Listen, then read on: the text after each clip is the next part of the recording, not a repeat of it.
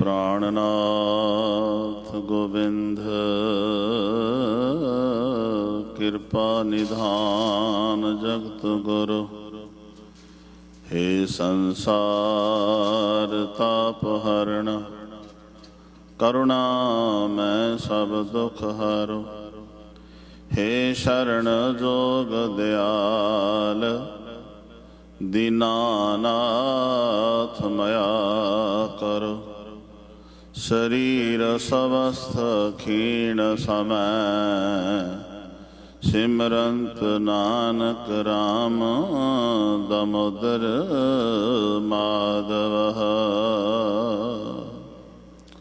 निमाणे को प्रभ दितु मान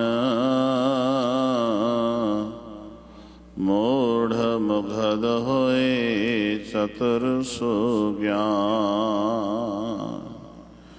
निमाणिया नू मान बेसमझा नू समझ सूझ बूझ। मन दे हनेरे नू दूर कर अंधकार विचों कढ निरंकार परवतगार परमेश्वर नाल मिलाउण वाले सांझे रहबर मनुखता दा भला करन वाले शब्दावतार शब्द गुरु साहिब श्री गुरु ग्रंथ साहिब महाराज जी दे पावन हजूरी अंदर जिथे सानू सब नूं तन करके आउण दा अवसर प्राप्त होया। साध संगत जी आओ मन दा टिका बनाइए। मन दा टिका बना के जो अज दा इतिहास आप जी नूं सत्कारयोग सैकटरी साहब भाई साहब भाई जसवीर सिंह जी दरसारे सन शहीदां दी तिन्हां दे नाल नाल भाई गुरदास जी दी अज बरसी है। भाई कान साहब जी दा अज जन्म दिहाड़ा है। वेखो एक पासे बरसी आपां मनाउणी है, एक पासे जन्म दिहाड़ा मनाउणा है। ये सिख धर्म दे विच ही है क्योंकि जम्मण मरना हुक्म है।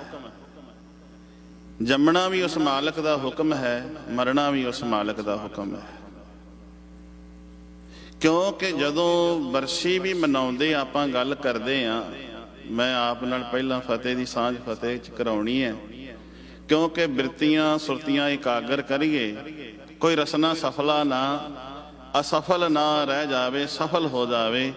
क्योंकि सानू रसना जपी नाम जपण वास्ते ही मिली है। मेरे साहब जी कहते ने सा रसना धन धन है मेरी जिंदड़ीए गुण गावे हर प्रभ केरे राम। आओ पहला रसना नू सफल करिए। सारे ही रसना नू सफल करदे आ फतेह दी सांझ फतेह विच कराओ जी। वाहिगुरु जी का खालसा वाहिगुरु जी की फतेह। भाई कान सिंह नाभा जिन्हां दा अज जन्म दिन है उन्हां दी सानू बहुत वड्डी देन है। उन्हां दे धार्मिक ग्रंथ धार्मिक पुस्तकां जिहड़ियां उन्हां ने लिखियां ने वो सब तो पहला उन्हां दे मापियां दे संस्कार ने भाई नारायण सिंह जी ते इन्हां दी माता हर कौर जी।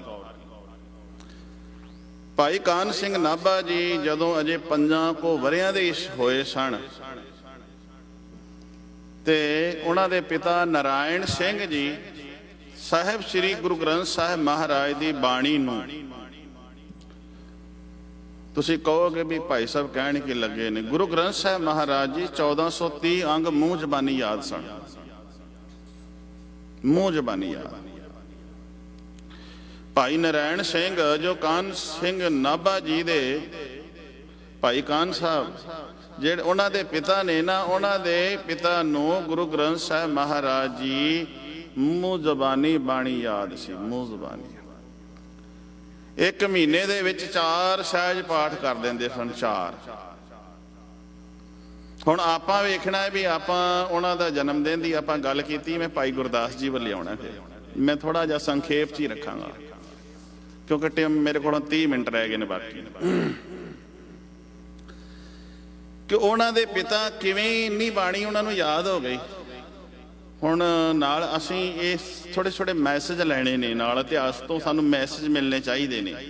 हुण जपजी साहब साडे कोल याद नहीं हुंदा, जाप साहब साडे नूं याद नहीं हुंदा, पर बहुत सोहना तरीका है याद करन दा। ਜਿਵੇਂ ਜਿਵੇਂ ਅਸੀਂ ਬਾਣੀ ਨੂੰ ਯਾਦ ਕਰਦੇ ਹਾਂ, ਇੱਕ ਇੱਕ ਪੌੜੀ ਚਿੱਤ ਦੇ ਵਿੱਚ ਚੇਤੇ ਰੱਖ ਲਈਏ। ਨਹੀਂ ਹੁਣ 6ਵੀਂ ਪੌੜੀ ਕਿਹੜੀ ਹੈ, 7ਵੀਂ ਪੌੜੀ ਕਿਹੜੀ ਹੈ, 16ਵੀਂ ਪੌੜੀ ਕਿਹੜੀ ਹੈ, ਬਸ ਇੱਥੇ ਖਿਆਲ ਰੱਖਣ ਦੀ ਗੱਲ ਹੈ, ਔਰ ਕੁਝ ਵੀ ਨਹੀਂ ਕਰਨ ਦੀ ਗੱਲ।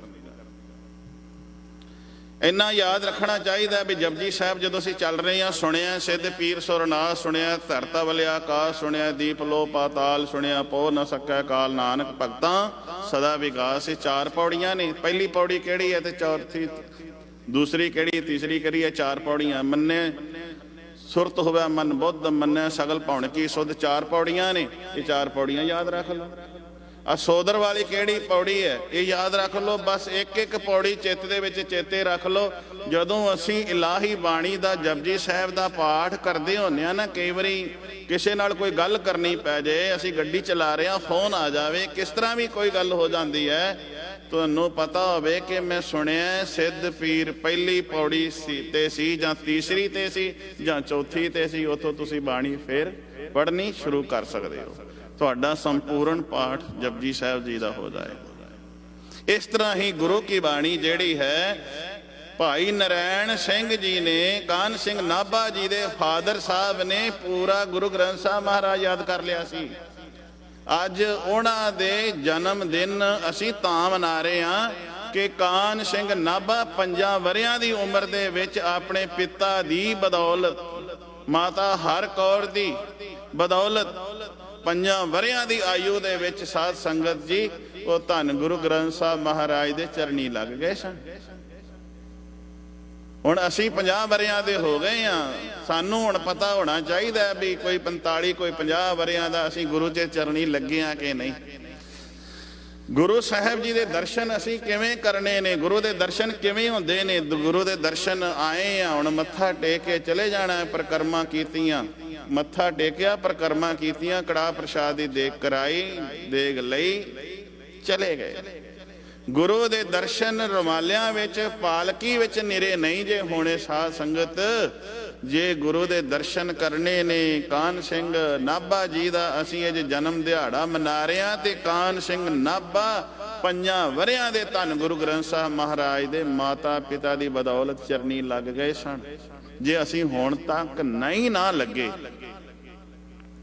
ਤੇ ਹੁਣ ਅਸੀਂ ਜ਼ਰੂਰ ਗੁਰੂ ਦੇ ਚਰਨੀ ਲੱਗੀਏ। ਚਰਨੀ ਲੱਗਣ ਤੋਂ ਭਾਵ ਹੈ ਗੁਰੂ ਅੱਗੇ ਅਰਦਾਸ ਕਰਕੇ, ਕੜਾਹ ਪ੍ਰਸ਼ਾਦ ਦੀ ਚਰਨਾਂ ਵਿੱਚ ਦੇਗ ਰੱਖ ਕੇ 6 ਪੌੜੀਆਂ ਆਨੰਦ ਸਾਹਿਬ ਜੀ ਦਾ ਪਾਠ ਕੇ ਅਰਦਾਸ ਕਰੀਏ, ਪਾਤਸ਼ਾਹ ਇੱਕ ਓੰਕਾਰ ਤੋਂ ਲੈ ਕੇ 18, 10, 20 ਤੱਕ ਸਾਨੂੰ ਇੱਕ ਇੱਕ ਅੱਖਰ ਦੇ ਦੀਦਾਰ ਹੋ ਜਾਣ।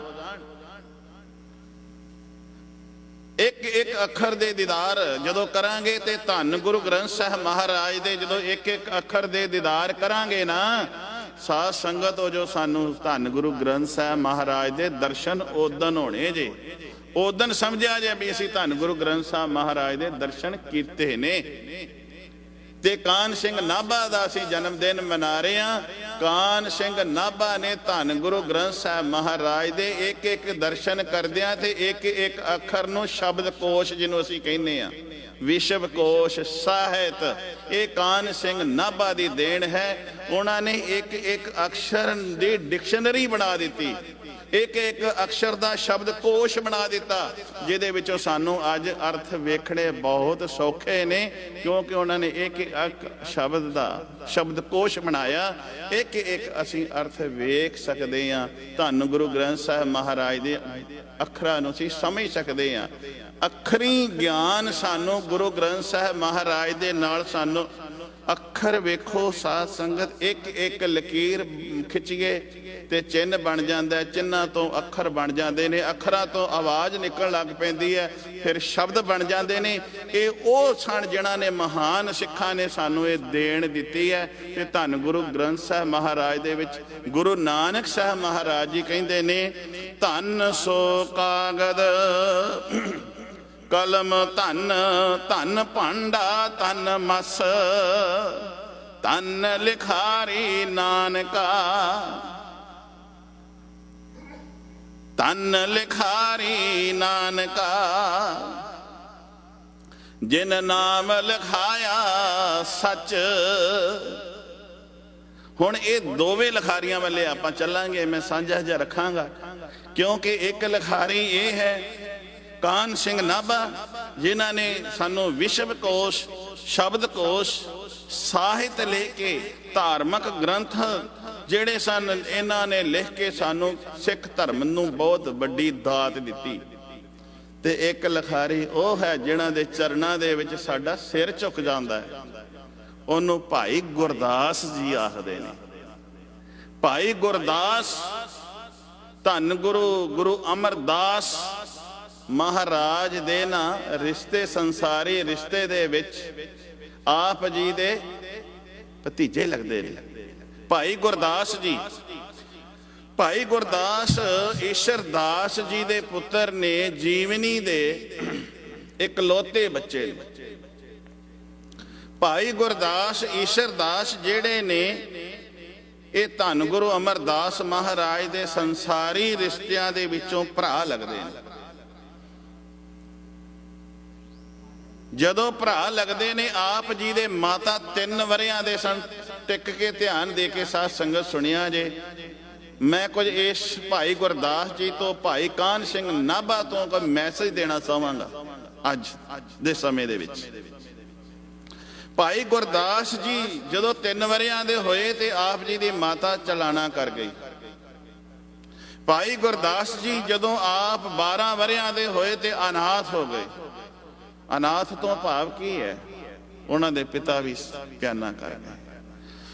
ਜਦੋਂ ਆਪ ਦੇ ਪਿਤਾ ਵੀ ਪਿਆਨਾ ਕਰ ਗਏ ਨੇ ਤੇ ਜਿਨ੍ਹਾਂ ਨੂੰ ਧੰਨ ਗੁਰੂ ਅੰਗਦ ਸਾਹਿਬ ਮਹਾਰਾਜ ਨੇ ਕਿਹਾ ਸੀ ਨਾ, ਕਿਸੇ ਸਮੇਂ ਜਦੋਂ ਆਪ ਜੀ ਸੇਵਾ ਕਰਦੇ ਸਨ, ਬਾਬਾ ਅਮਰਦਾਸ ਦੇ ਰੂਪ ਵਿੱਚ ਸਨ, ਤੇ ਬਾਬਾ ਅਮਰਦਾਸ ਜਦੋਂ ਅੰਮ੍ਰਿਤ ਵੇਲਾ ਪਹਿਰ ਰਾਤ ਉੱਠ ਕੇ ਗਾਗਰ ਸਿਰ ਤੇ ਚੁੱਕ ਕੇ ਦਰਿਆ ਤੋਂ ਜਲ ਭਰ ਕੇ ਲਿਆਉਂਦੇ ਨੇ। 12 ਸਾਲ ਸੇਵਾ ਕਰਦਿਆਂ ਹੋ ਗਏ। ਹਰ ਸਾਲ ਬਾਅਦ ਇੱਕ ਸਿਰੋਂ ਪਾਓ ਮਿਲਿਆ ਕਰਦਾ ਸੀ। ਭਾਈ ਗੁਰਦਾਸ ਨਾਲ ਧਿਆਨ ਰੱਖਿਆ ਜੇ। ਤੇ ਗੁਰੂ ਅਮਰਦਾਸ ਮਹਾਰਾਜ ਦੀ ਨੇੜਤਾ ਕਿਵੇਂ ਹੁੰਦੀ ਹੈ? 3 ਵਰਿਆਂ ਦੇ ਵਿੱਚ ਮਾਤਾ ਪਿਆਨਾ ਕਰ ਜਾਂਦੀ ਹੈ। 12 ਵਰਿਆਂ ਦੇ ਹੁੰਦੇ ਨੇ ਤੇ ਅਨਾਥ ਹੋ ਜਾਂਦੇ ਨੇ। ਕੋਈ ਨਹੀਂ ਸਿਰ ਤੇ ਰਹਿ ਗਿਆ। ਇਧਰ ਗੁਰੂ ਅਮਰਦਾਸ ਜੀ ਦਾ ਮੈਂ ਇਤਿਹਾਸ ਨਾਲ ਤਾਂ ਕਰਦਾ, ਮੈਂ ਗੁਰੂ ਅਮਰਦਾਸ ਮਹਾਰਾਜ ਤੋਂ ਲੈ ਕੇ ਕਿਵੇਂ ਸੇਵਾਵਾਂ ਵਿੱਚ ਆਉਂਦੇ ਨੇ ਪੰਚਮ ਪਾਤਸ਼ਾਹ ਤੱਕ, ਹਰਗੋਬਿੰਦ ਸਾਹਿਬ ਮਹਾਰਾਜ ਤੱਕ। ਨਾਲ ਮੈਂ ਥੋੜਾ ਰੱਖਾਂਗਾ ਸਮੇਂ ਨੂੰ ਨਜ਼ਾਕਤ ਸਮਝਦਿਆਂ ਹੋਇਆ।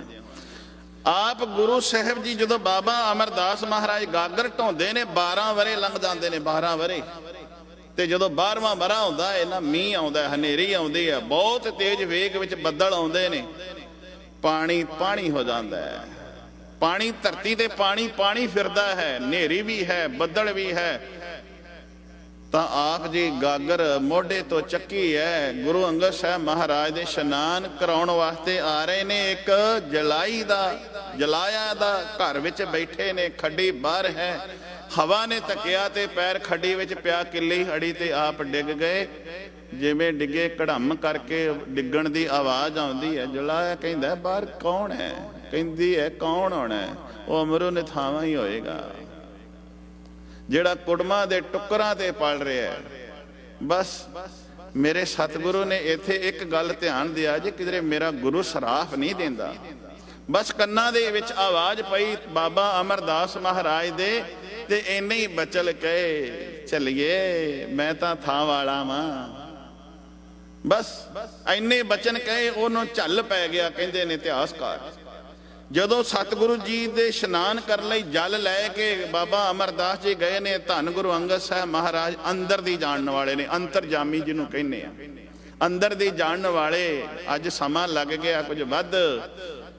ਅੱਜ ਧੰਨ ਗੁਰੂ ਅੰਗਦ ਸਾਹਿਬ ਮਹਾਰਾਜ ਰਹਿਮਤਾਂ ਦੇ ਘਰ ਵਿੱਚ ਆਏ ਨੇ, ਇਸ਼ਨਾਨ ਕੀਤਾ। ਧੰਨ ਗੁਰੂ ਅੰਗਦ ਸਾਹਿਬ ਮਹਾਰਾਜ ਨੇ ਕਿਹਾ, ਅੱਜ ਬਾਬਾ ਅਮਰਦਾਸ ਨੂੰ, ਸਿੱਖਾਂ ਨੂੰ ਕਿਹਾ, ਤੁਸੀਂ ਇਸ਼ਨਾਨ ਕਰਾਓ। ਇਸ਼ਨਾਨ ਕਰਾ ਕੇ ਦੀਵਾਨ ਸੱਜਿਆ, ਸੱਜੇ ਦੀਵਾਨ ਦੇ ਵਿੱਚ ਸਿੰਘਾਸਣ ਤੇ ਬਿਠਾਇਆ, ਤੇ ਬਿਠਾ ਕੇ 5 ਪੈਸੇ ਤੇ ਨਾਰੀਅਲ ਅੱਗੇ ਰੱਖ ਕੇ ਪਰਿਕਰਮਾ ਕਰਦਿਆਂ ਹੋਇਆਂ ਗੁਰੂ ਅੰਗਦ ਸਾਹਿਬ ਮਹਾਰਾਜ ਨੇ ਕਿਹਾ ਸੀ, ਕੌਣ ਕਹਿੰਦਾ ਹੈ ਅਮਰੋ ਨਥਾਵਾਂ ਹੈ? ਕੌਣ ਆਖਦਾ ਹੈ ਅਮਰੋ ਨਥਾਵਾਂ? ਤੇ ਮੇਰੇ ਸਾਹਿਬ ਜੀ ਨੇ ਪਰਿਕਰਮਾ ਕਰਕੇ 5 ਪੈਸੇ ਤੇ ਨਾਰੀਅਲ ਅੱਗੇ ਰੱਖ ਕੇ ਕਹਿ ਦਿੱਤਾ, ਇਹ ਤੇ ਨਿਥਾਵਿਆਂ ਦੀ ਥਾਂ ਹੈ, ਨਿਧਰਿਆਂ ਦੀ ਧਿਰ ਹੈ, ਨਿਗੱਤਿਆਂ ਦੀ ਗੱਤ ਹੈ, ਨਿਪੱਤਿਆਂ ਦੀ ਪੱਤ ਹੈ, ਨਿਆਸਰਿਆਂ ਦੇ ਆਸਰੇ। ਤੇ ਸਤਿਗੁਰੂ ਜੀ ਨੇ ਬਖਸ਼ਿਸ਼ਾਂ ਦੀਆਂ ਝੜੀਆਂ ਲਾ ਦਿੱਤੀਆਂ। ਜਿਵੇਂ ਜਿਵੇਂ ਬਖਸ਼ਿਸ਼ਾਂ ਹੁੰਦੀਆਂ ਨੇ ਤਿਵੇਂ ਤਿਵੇਂ ਝੁਕ ਕੇ ਜਾ ਰਹੇ ਨੇ। ਜਦੋਂ ਕਿਹਾ ਨਾ ਨੇ ਧਰਿਆਂ ਦੀ ਧਿਰ, ਨਿਗੱਤਿਆਂ ਦੀ ਗੱਤ, ਨਿਪੱਤਿਆਂ ਦੀ ਪੱਤ, ਨਿਆਸਰਿਆਂ ਦਾ ਆਸਰਾ। ਇਹ ਤੇ ਜਿਹਨੂੰ ਕੋਈ ਧਿਰ ਨਾ ਹੋਏਗੀ, ਜਿਹੜਾ ਨਿਆਸਰਿਆਂ ਦਾ ਇਹ ਆਸਰਾ ਬਣ ਜਾਏਗਾ। ਅੱਜ ਭਾਈ ਗੁਰਦਾਸ ਜੀ ਨੇ ਆਸਰੇ ਨੇ। ਧਿਆਨ ਦਿਆ ਜੇ ਮੈਂ ਕਿੱਥੇ ਲਿਆ ਰਿਹਾ ਗੱਲ। ਅੱਜ ਭਾਈ ਗੁਰਦਾਸ ਜੀ ਨੇ ਆਸਰੇ ਬਣ ਗਏ, ਕਿਉਂਕਿ 3 ਵਰਿਆਂ ਦੀ ਉਮਰ ਤੇ ਮਾਂ ਤੁਰ ਗਈ, 12 ਵਰਿਆਂ ਦੀ ਆਯੂ ਹੋਈ ਤੇ ਪਿਤਾ ਤੁਰ ਗਏ ਨੇ, ਆਸਰੇ ਹੋ ਗਏ, ਅਨਾਥ ਹੋ ਗਏ। ਅਨਾਥ ਹੋ ਕੇ ਉਹ ਸਨਾਥ ਕਿਵੇਂ ਹੁੰਦੇ ਨੇ? ਜਿਨ੍ਹਾਂ ਨੂੰ ਗੁਰੂ ਅੰਗਦ ਸਾਹਿਬ ਮਹਾਰਾਜ ਨੇ ਕਿਹਾ ਸੀ ਨੇ ਧਰਿਆਂ ਦੀ ਧਿਰ ਤੇ ਧੰਨ ਗੁਰੂ। ਅੱਜ ਦੀ ਬੋਲੀ ਦੇ ਵਿੱਚ ਅਸੀਂ ਕਹਿੰਦੇ ਆ ਵੀ ਬੱਚੇ ਨੂੰ ਅਡਾਪਟ ਕਰ ਲਿਆ, ਗੋਦ ਲੈ ਲਿਆ। ਅੱਜ ਦੀ ਬੋਲੀ ਇਹ ਕਹਿੰਦੀ ਹੈ ਧੰਨ ਗੁਰੂ ਨਾਨਕ ਸਾਹਿਬ ਮਹਾਰਾਜ ਦੀ ਐਡੀ ਵੱਡੀ ਗੋਦ ਹੈ। ਕੋਈ ਪੁੱਤਰ ਬਣ ਕੇ, ਕੋਈ ਬੱਚਾ ਬਣ ਕੇ, ਕੋਈ ਬੇਸਹਾਰਾ ਬਣ ਕੇ ਆਵੇ। ਧੰਨ ਗੁਰੂ ਨਾਨਕ ਸਾਹਿਬ ਮਹਾਰਾਜ ਦੀ ਐਡਾ ਵੱਡਾ ਵਿਹੜਾ ਹੈ, ਐਡੀ ਵੱਡੀ ਗੋਦ ਹੈ। ਉਹ ਬੇਸਹਾਰਿਆਂ ਨੂੰ ਸਹਾਰਾ ਦਿੰਦੇ ਨੇ। ਉਹ ਅਨਾਥਾਂ ਦੇ ਨਾਥ ਨੇ, ਬੇਸਹਾਰਿਆਂ ਦੇ ਉਹ ਸਹਾਰਾ ਨੇ। ਧੰਨ ਗੁਰੂ ਅਮਰਦਾਸ ਮਹਾਰਾਜ ਨੇ ਇਸ ਭਾਈ ਗੁਰਦਾਸ ਨੂੰ 12 ਵਰਿਆਂ ਦੀ ਆਯੂ ਵਿੱਚ ਅਡਾਪਟ ਕਰ ਲਿਆ, ਮੀਨਸ ਗੋਦ ਵਿੱਚ ਲੈ ਲਿਆ। ਜਿਵੇਂ ਬਾਬਾ ਮੋਹਣ ਜੀ ਤੇ ਮੋਹਰੀ ਜੀ ਦੀ ਪਾਲਣਾ ਕੀਤੀ ਨਾ ਗੁਰੂ ਅੰਗਦ ਸਾਹਿਬ, ਗੁਰੂ ਅਮਰਦਾਸ ਮਹਾਰਾਜ ਨੇ, ਇਸੇ ਤਰ੍ਹਾਂ ਭਾਈ ਗੁਰਦਾਸ ਜੀ ਨੂੰ ਧੰਨ ਗੁਰੂ ਅਮਰਦਾਸ ਮਹਾਰਾਜ ਨੇ ਬੜੀ ਵਿਦਿਆ ਦਵਾਈ, ਜਿਹਦੇ ਵਿੱਚ ਫਾਰਸੀ, ਬ੍ਰਿਜ ਭਾਸ਼ਾ, ਹਿੰਦੀ ਅਤੇ ਪੰਜਾਬੀ ਜਿਹਨੂੰ ਅਸੀਂ ਕਹਿੰਦੇ ਆ। ਇਸ ਤੋਂ ਇਲਾਵਾ ਹੋਰ ਲੈਂਗੁਏਜ ਵੀ ਉਹਨਾਂ ਨੂੰ ਬਹੁਤ ਆਉਂਦੀਆਂ ਸਨ। ਆਪ ਜੀ ਨੇ ਬੜੇ ਹੀ ਸੰਵਾਦ ਰਚਾਏ, ਬੜੀਆਂ ਭਾਸ਼ਾਵਾਂ ਸਿੱਖੀਆਂ। ਤੇ ਜਦੋਂ ਗੁਰੂ ਅਮਰਦਾਸ ਮਹਾਰਾਜ ਦੇ ਸ਼ਰਨ ਵਿੱਚ ਰਹਿ ਕੇ ਇਸ ਭਾਸ਼ਾ ਨੂੰ ਪੜ੍ਹਿਆ, ਫਾਰਸੀ ਨੂੰ ਪੜ੍ਹਿਆ, ਹਿੰਦੀ ਨੂੰ ਪੜ੍ਹਿਆ, ਸੰਸਕ੍ਰਿਤ ਨੂੰ ਜਾਣਿਆ। ਤੇ ਧਿਆਨ ਦਿਆ ਜੇ ਜਿੱਥੇ ਸੰਸਕ੍ਰਿਤ ਪੜ੍ਹਨ ਵਾਲੇ ਵਿਦਵਾਨ ਸਨ, ਜਿਹਨੂੰ ਅਸੀਂ ਕਾਸ਼ੀ ਕਹਿੰਦੇ ਆ, ਵਾਰਾਣਸੀ, ਬਨਾਰਸ ਕਹਿੰਦੇ ਆ, ਭਾਈ ਗੁਰਦਾਸ ਜੀ ਬਨਾਰਸ ਦੇ ਵਿੱਚ ਸਿੱਖੀ ਦਾ ਪ੍ਰਚਾਰ ਕਰਨ ਗਏ ਨੇ। ਭਾਈ ਗੁਰਦਾਸ ਕਾਬਲ ਗਏ ਨੇ, ਕੰਧਾਰ ਗਏ ਨੇ। ਭਾਈ ਗੁਰਦਾਸ ਜੀ ਕਸ਼ਮੀਰ ਦੇ ਵਿੱਚ ਜਾ ਕੇ ਸਿੱਖੀ ਦਾ ਪ੍ਰਚਾਰ ਕਰਕੇ ਆਏ ਨੇ। ਜਦੋਂ ਧੰਨ ਗੁਰੂ ਅਮਰਦਾਸ ਮਹਾਰਾਜ ਦੇ ਉੱਤਰਾਧਿਕਾਰੀ ਧੰਨ ਗੁਰੂ ਰਾਮਦਾਸ, ਧੰਨ ਰਾਮਦਾਸ ਗੁਰ ਜਿਨ ਸਿਰਿਆ ਤਿਨੇ ਸਵਾਰਿਆ। ਧੰਨ ਗੁਰੂ ਅਮਰਦਾਸ ਮਹਾਰਾਜ ਜਦੋਂ ਪਿਆਨਾ ਕਰਦੇ ਨੇ, ਪਿਆਨਾ ਕਰਨ ਤੋਂ ਪਹਿਲਾਂ ਸਾਹਿਬ ਸ੍ਰੀ ਗੁਰੂ ਅਮਰਦਾਸ ਮਹਾਰਾਜ 22 ਮੰਜੀਆਂ ਤੇ 52 ਪੀੜੇ ਥਾਪਦੇ ਸਨ। 22 ਮੰਜੀਆਂ ਤੇ 52 ਪੀੜੇ। ਮੰਜੀ ਦਾ ਮੈਂ ਅਰਥ ਦੱਸ ਦੇਵਾਂ। ਮੰਜੀ ਤੋਂ ਭਾਵ ਇਹ ਹੈ ਕਿ ਧੰਨ ਗੁਰੂ ਅਮਰਦਾਸ ਮਹਾਰਾਜ ਨੇ 22 ਮੰਜੀਆਂ ਉਹ ਥਾਪੀਆਂ ਕਿ 22 ਪ੍ਰਚਾਰਕ। ਮੰਜੀ ਤੋਂ ਭਾਵ ਹੈ ਉੱਚੇ ਥਾਂ ਤੇ ਜਿਹੜੀ ਮੰਜੀ ਹੁੰਦੀ ਹੈ ਨਾ, ਉੱਚੀ ਹੁੰਦੀ ਹੈ, 4 ਪਾਵਿਆਂ ਵਾਲੀ, ਉਹਨੂੰ ਮੰਜੀ ਆਖਦੇ ਨੇ, ਜਿਹਨੂੰ ਅਸੀਂ ਅੱਜ ਪਲੰਗ ਕਹਿ ਦਿੰਦੇ ਹਾਂ। ਮੰਜੀ ਤੋਂ ਭਾਵ ਇਹ ਸੀ ਕਿ ਜਿਹੜੇ ਪ੍ਰਚਾਰਕ ਥਾਪੇ ਸਨ ਗੁਰੂ ਸਾਹਿਬ ਜੀ ਨੇ, ਉਹ ਮੰਜੀ ਦੇ ਉੱਤੇ ਬਹਿ ਕੇ, ਉੱਚੀ ਥਾਂ ਤੇ ਬਹਿ ਕੇ ਸੰਗਤਾਂ ਨੂੰ ਸੰਬੋਧਨ ਕਰਿਆ ਕਰਨਗੇ, ਸਿੱਖੀ ਦਾ ਪ੍ਰਚਾਰ ਕਰਨਗੇ, ਗੁਰੂ ਦੀ ਮੱਤ ਦੇਣਗੇ, ਗੁਰੂ ਦੀ ਗੱਲ ਦੱਸਣਗੇ। ਉਹਨੂੰ ਕਹਿੰਦੇ ਸੀ ਮੰਜੀ। ਮੰਜੀ ਭਾਈ ਗੁਰਦਾਸ ਜੀ ਨੂੰ ਵੀ ਦਿੱਤੀ ਗੁਰੂ ਅਮਰਦਾਸ ਮਹਾਰਾਜ ਨੇ। ਮੰਜੀ ਸ਼ੁਰੂ ਕਿੱਥੋਂ ਹੁੰਦੀ ਹੈ? ਜਦੋਂ ਆਪਾਂ ਮੈਂ ਹੁਣ ਤੁਕ ਪੜ੍ਹੀ ਨਾ, ਧੰਨ ਸੋ ਕਾਗਦ ਕਲਮ ਧੰਨ, ਧੰਨ ਭਾਂਡਾ ਧੰਨ ਮਸ, ਧੰਨ ਲਿਖਾਰੀ ਨਾਨਕਾ ਜਿਨ ਨਾਮ ਲਿਖਾਇਆ ਸੱਚ। ਮੰਜੀ ਗੁਰੂ ਨਾਨਕ ਸਾਹਿਬ ਤੋਂ ਸ਼ੁਰੂ ਹੋ ਗਈ। ਗੁਰੂ ਨਾਨਕ ਨੇ ਕਿਹਨੂੰ ਮੰਜੀ ਦਿੱਤੀ ਸੀ? ਪਹਿਲਾਂ ਭਾਈ ਮਰਦਾਨੇ ਦੇ ਪੁੱਤਰ ਸ਼ਹਿਜ਼ਾਦੇ ਨੂੰ ਮੰਜੀ ਦਿੱਤੀ ਸੀ। ਜਦੋਂ ਖੁਰਮ ਨਗਰ ਦੇ ਵਿੱਚ ਗੁਰੂ ਸਾਹਿਬ ਜੀ ਦੇ ਆਪ ਜਦੋਂ ਬਗਦਾਦ ਤੋਂ ਚੱਲ ਕੇ ਆਉਂਦੇ ਨੇ ਤੇ ਭਾਈ ਮਰਦਾਨਾ ਜੀ ਧੰਨ ਗੁਰੂ ਨਾਨਕ ਸਾਹਿਬ ਮਹਾਰਾਜ ਦੇ ਨਾਲ ਨੇ। ਤੇ ਭਾਈ ਮਰਦਾਨੇ ਨੂੰ ਕਿਹਾ, ਮਰਦਾਨਿਆ ਹੁਣ ਤੇਰਾ ਅੰਤ ਸਮਾਂ ਆ ਗਿਆ ਹੈ। ਤੇ ਪਾਤਸ਼ਾਹ ਨੂੰ ਪੁੱਛਣ ਲੱਗਾ ਭਾਈ ਮਰਦਾਨਾ, ਪਾਤਸ਼ਾਹ ਜੇ ਮੇਰਾ ਅੰਤ ਸਮਾਂ ਆ ਗਿਆ ਤੇ ਕਿੱਥੇ ਤੇ ਕਿੰਨਾ ਸਮਾਂ ਰਹਿ ਗਿਆ, ਮੈਂ ਪ੍ਰਾਣ ਕਿੱਥੇ ਤਿਆਗਣੇ ਨੇ? ਤੇ ਬਗਦਾਦ ਦੀ ਧਰਤੀ ਤੇ ਗੁਰੂ ਨਾਨਕ ਸਾਹਿਬ ਮਹਾਰਾਜ ਨੇ ਕਿਹਾ ਸੀ, ਮਰਦਾਨਿਆ ਖੁਰਮ ਨਗਰ ਵਿੱਚ ਤੇਰੇ ਪ੍ਰਾਣ ਤੂੰ ਤਿਆਗੇਂਗਾ। 5 ਦਿਨ ਤੇ 5ਵੇਂ ਦਿਨ ਜਦੋਂ ਸ਼ਾਮ ਦੀਆਂ 4 ਘੜੀਆਂ ਬਾਕੀ ਸਮਾਂ ਰਹਿ ਜਾਏਗਾ, ਉਦੋਂ ਤੇਰੇ ਪ੍ਰਾਣ ਜਾਣਗੇ। ਸਤਿਗੁਰੂ ਜੀ ਖੁਰਮ ਨਗਰ ਵਿੱਚ ਲੈ ਕੇ ਆਏ ਤੇ ਭਾਈ ਮਰਦਾਨੇ ਦਾ ਇੱਥੇ ਸੰਸਕਾਰ ਕੀਤਾ। ਭਾਈ ਮਰਦਾਨੇ ਨੇ ਹੱਥ ਜੋੜ ਕੇ ਕਿਹਾ ਸੀ, ਪਾਤਸ਼ਾਹ ਮੇਰੇ ਨੂੰ ਹੁਣ ਦਫਨਾਉਣਾ ਨਾ, ਧਰਤੀ ਦੇ ਵਿੱਚ ਮੇਰਾ ਸੰਸਕਾਰ ਕਰ ਦੇਣਾ। ਭਾਈ ਮਰਦਾਨੇ ਦੇ ਪੁੱਤਰ ਨੂੰ ਫਿਰ ਇੱਥੇ ਸ਼ਹਿਜ਼ਾਦੇ ਨੂੰ ਵਸਾਇਆ ਤੇ ਭਾਈ ਸ਼ਹਿਜ਼ਾਦੇ ਨੂੰ ਫਿਰ ਗੁਰੂ ਸਾਹਿਬ ਜੀ ਨੇ ਮੰਜੀ ਥਾਪੀ ਤੇ ਸਿੱਖ ਧਰਮ ਦਾ ਪ੍ਰਚਾਰਕ ਖੁਰਮ ਨਗਰ ਦੇ ਵਿੱਚ ਬਣਾਇਆ। ਧਿਆਨ ਦਿਆ ਜੀ, ਖੁਰਮ ਨਗਰ ਦੇ ਵਿੱਚ ਭਾਈ ਮਰਦਾਨੇ ਦੇ ਪੁੱਤਰ ਨੇ ਸਿੱਖੀ ਦਾ ਪ੍ਰਚਾਰ ਕੀਤਾ। ਹੁਣ ਇਸ ਥਾਂ ਤੇ ਗੁਰੂ ਅਮਰਦਾਸ ਮਹਾਰਾਜ ਜਦੋਂ 22 ਮੰਜੀਆਂ ਤੇ 52 ਪੀੜੇ ਥਾਪਦੇ ਨੇ, ਭਾਈ ਗੁਰਦਾਸ ਜੀ ਨੂੰ ਵੱਡਾ ਪ੍ਰਚਾਰਕ ਥਾਪਿਆ, ਪ੍ਰਚਾਰ ਕਰਨ ਵਾਲਾ ਬਣਾਇਆ। ਸਿੱਖੀ ਦਾ ਪ੍ਰਚਾਰ ਤੇ ਨਿਰਾ ਪ੍ਰਚਾਰਕ ਹੀ ਨਹੀਂ ਹੈ, ਉਸ ਨੇ ਇਹੋ ਜਿਹਾ ਪ੍ਰਚਾਰ ਕੀਤਾ। ਧੰਨ ਗੁਰੂ ਅਮਰਦਾਸ ਮਹਾਰਾਜ ਦੇ ਸਮੇਂ, ਫਿਰ ਗੁਰੂ ਰਾਮਦਾਸ ਮਹਾਰਾਜ ਦੇ ਸਮੇਂ ਆਗਰੇ ਦੀ ਧਰਤੀ ਤੇ ਪ੍ਰਚਾਰ ਕੀਤਾ। ਭਾਈ ਗੁਰਦਾਸ ਜੀ ਆਗਰੇ ਗਏ ਨੇ ਤੇ ਇਬਾਦਤ ਖਾਨਾ, ਜਿੱਥੇ ਅਕਬਰ ਬਾਦਸ਼ਾਹ ਦਾ ਇਬਾਦਤ ਖਾਨਾ ਸੀ, ਭਾਈ ਗੁਰਦਾਸ ਜੀ ਆਪਣੀ ਸਿੱਖੀ ਦੀ ਜਿਹੜੀ ਗੱਲ ਸੀ ਅਕਬਰ ਦੇ ਜਾ ਕੇ ਇਬਾਦਤ ਖਾਨੇ ਵਿੱਚ ਵੀ ਦੱਸੀ ਵੀ ਅੱਜ ਗੁਰੂ ਸਾਡਾ ਗੁਰੂ ਨਾਨਕ ਆਹ ਕੁਝ ਕਹਿੰਦਾ ਪਿਆ ਹੈ। ਹੁਣ ਮੈਂ ਇਹ ਗੱਲ ਅੱਗੇ ਵਧਾਵਾਂਗਾ ਤਾਂ ਮੈਂ ਅੱਜ ਦੀ ਨਿਊ ਜਨਰੇਸ਼ਨ ਨੂੰ ਕਹਿਣਾ ਚਾਹੁੰਦਾ ਵਾਂ ਵੀ ਭਾਈ ਗੁਰਦਾਸ ਜੀ ਨੇ ਫਾਰਸੀ, ਸੰਸਕ੍ਰਿਤੀ, ਹਿੰਦੀ ਅਤੇ ਪੰਜਾਬੀ ਜਿਹੜੀ ਲੈਂਗੁਏਜ ਸਿੱਖੀ ਸੀ, ਗੁਰੂ ਨਾਨਕ ਦੇ ਘਰ ਦਾ ਉਹ ਐਂਬੈਸਡਰ ਹੋ ਨਿਬੜਿਆ। ਐਂਬੈਸਡਰ ਜਿਹਨੂੰ ਕਹਿੰਦੇ ਆ, ਜਿਹਨੂੰ ਅੱਜ ਰਾਜਦੂਤ ਅਸੀਂ ਕਹਿੰਦੇ ਆ।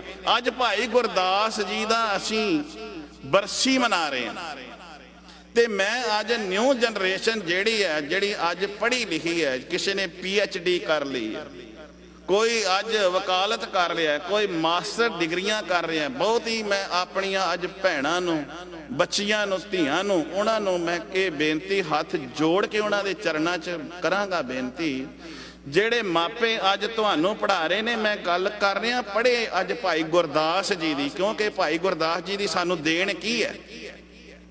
ਜਿਹੜੇ ਅੱਜ ਮਾਪੇ ਪੜ੍ਹਾ ਰਹੇ ਨੇ, ਤੁਹਾਨੂੰ PhD ਕਰਾ ਦਿੱਤੀ, ਤੁਹਾਨੂੰ ਡਾਕਟਰ ਬਣਾ ਦਿੱਤਾ, ਤੁਸੀਂ ਭੈਣੋ ਡਾਕਟਰ ਬਣ ਗਈਆਂ, ਸਿਵਲ ਸਰਜਨ ਡਾਕਟਰ ਬਣ ਗਈਆਂ। ਤੁਸੀਂ ਇਹੋ ਜੀ ਡਿਗਰੀ ਹਾਸਲ ਕਰਕੇ ਤੇ ਜਦੋਂ ਤੁਹਾਡੇ ਤੇ ਅਸੀਂ ਤੇ ਸਿੱਖ ਨੇ ਤੇ ਆਸ ਰੱਖੀ ਸੀ, ਸਿੱਖ ਪੰਥ ਨੇ ਆਸ ਰੱਖੀ ਸੀ, ਤੁਸੀਂ ਸਿੱਖੀ ਦਾ ਪ੍ਰਚਾਰ ਕਰੋਗੀਆਂ, ਤੁਸੀਂ ਇੱਕ ਸਿੱਖ ਧਰਮ ਦਾ ਐਂਬੈਸਡਰ ਹੋ ਕੇ ਨਿਬੜੋਗੀਆਂ।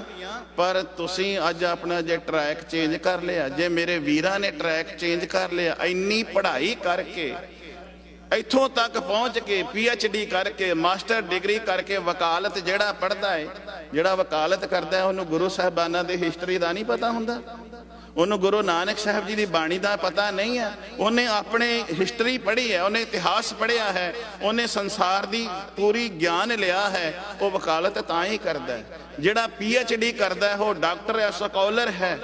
ਤੇ ਜੇ ਸਕਾਲਰ ਬਣ ਕੇ ਮੇਰੀਆਂ ਭੈਣਾਂ ਡਾਕਟਰ ਬਣ ਕੇ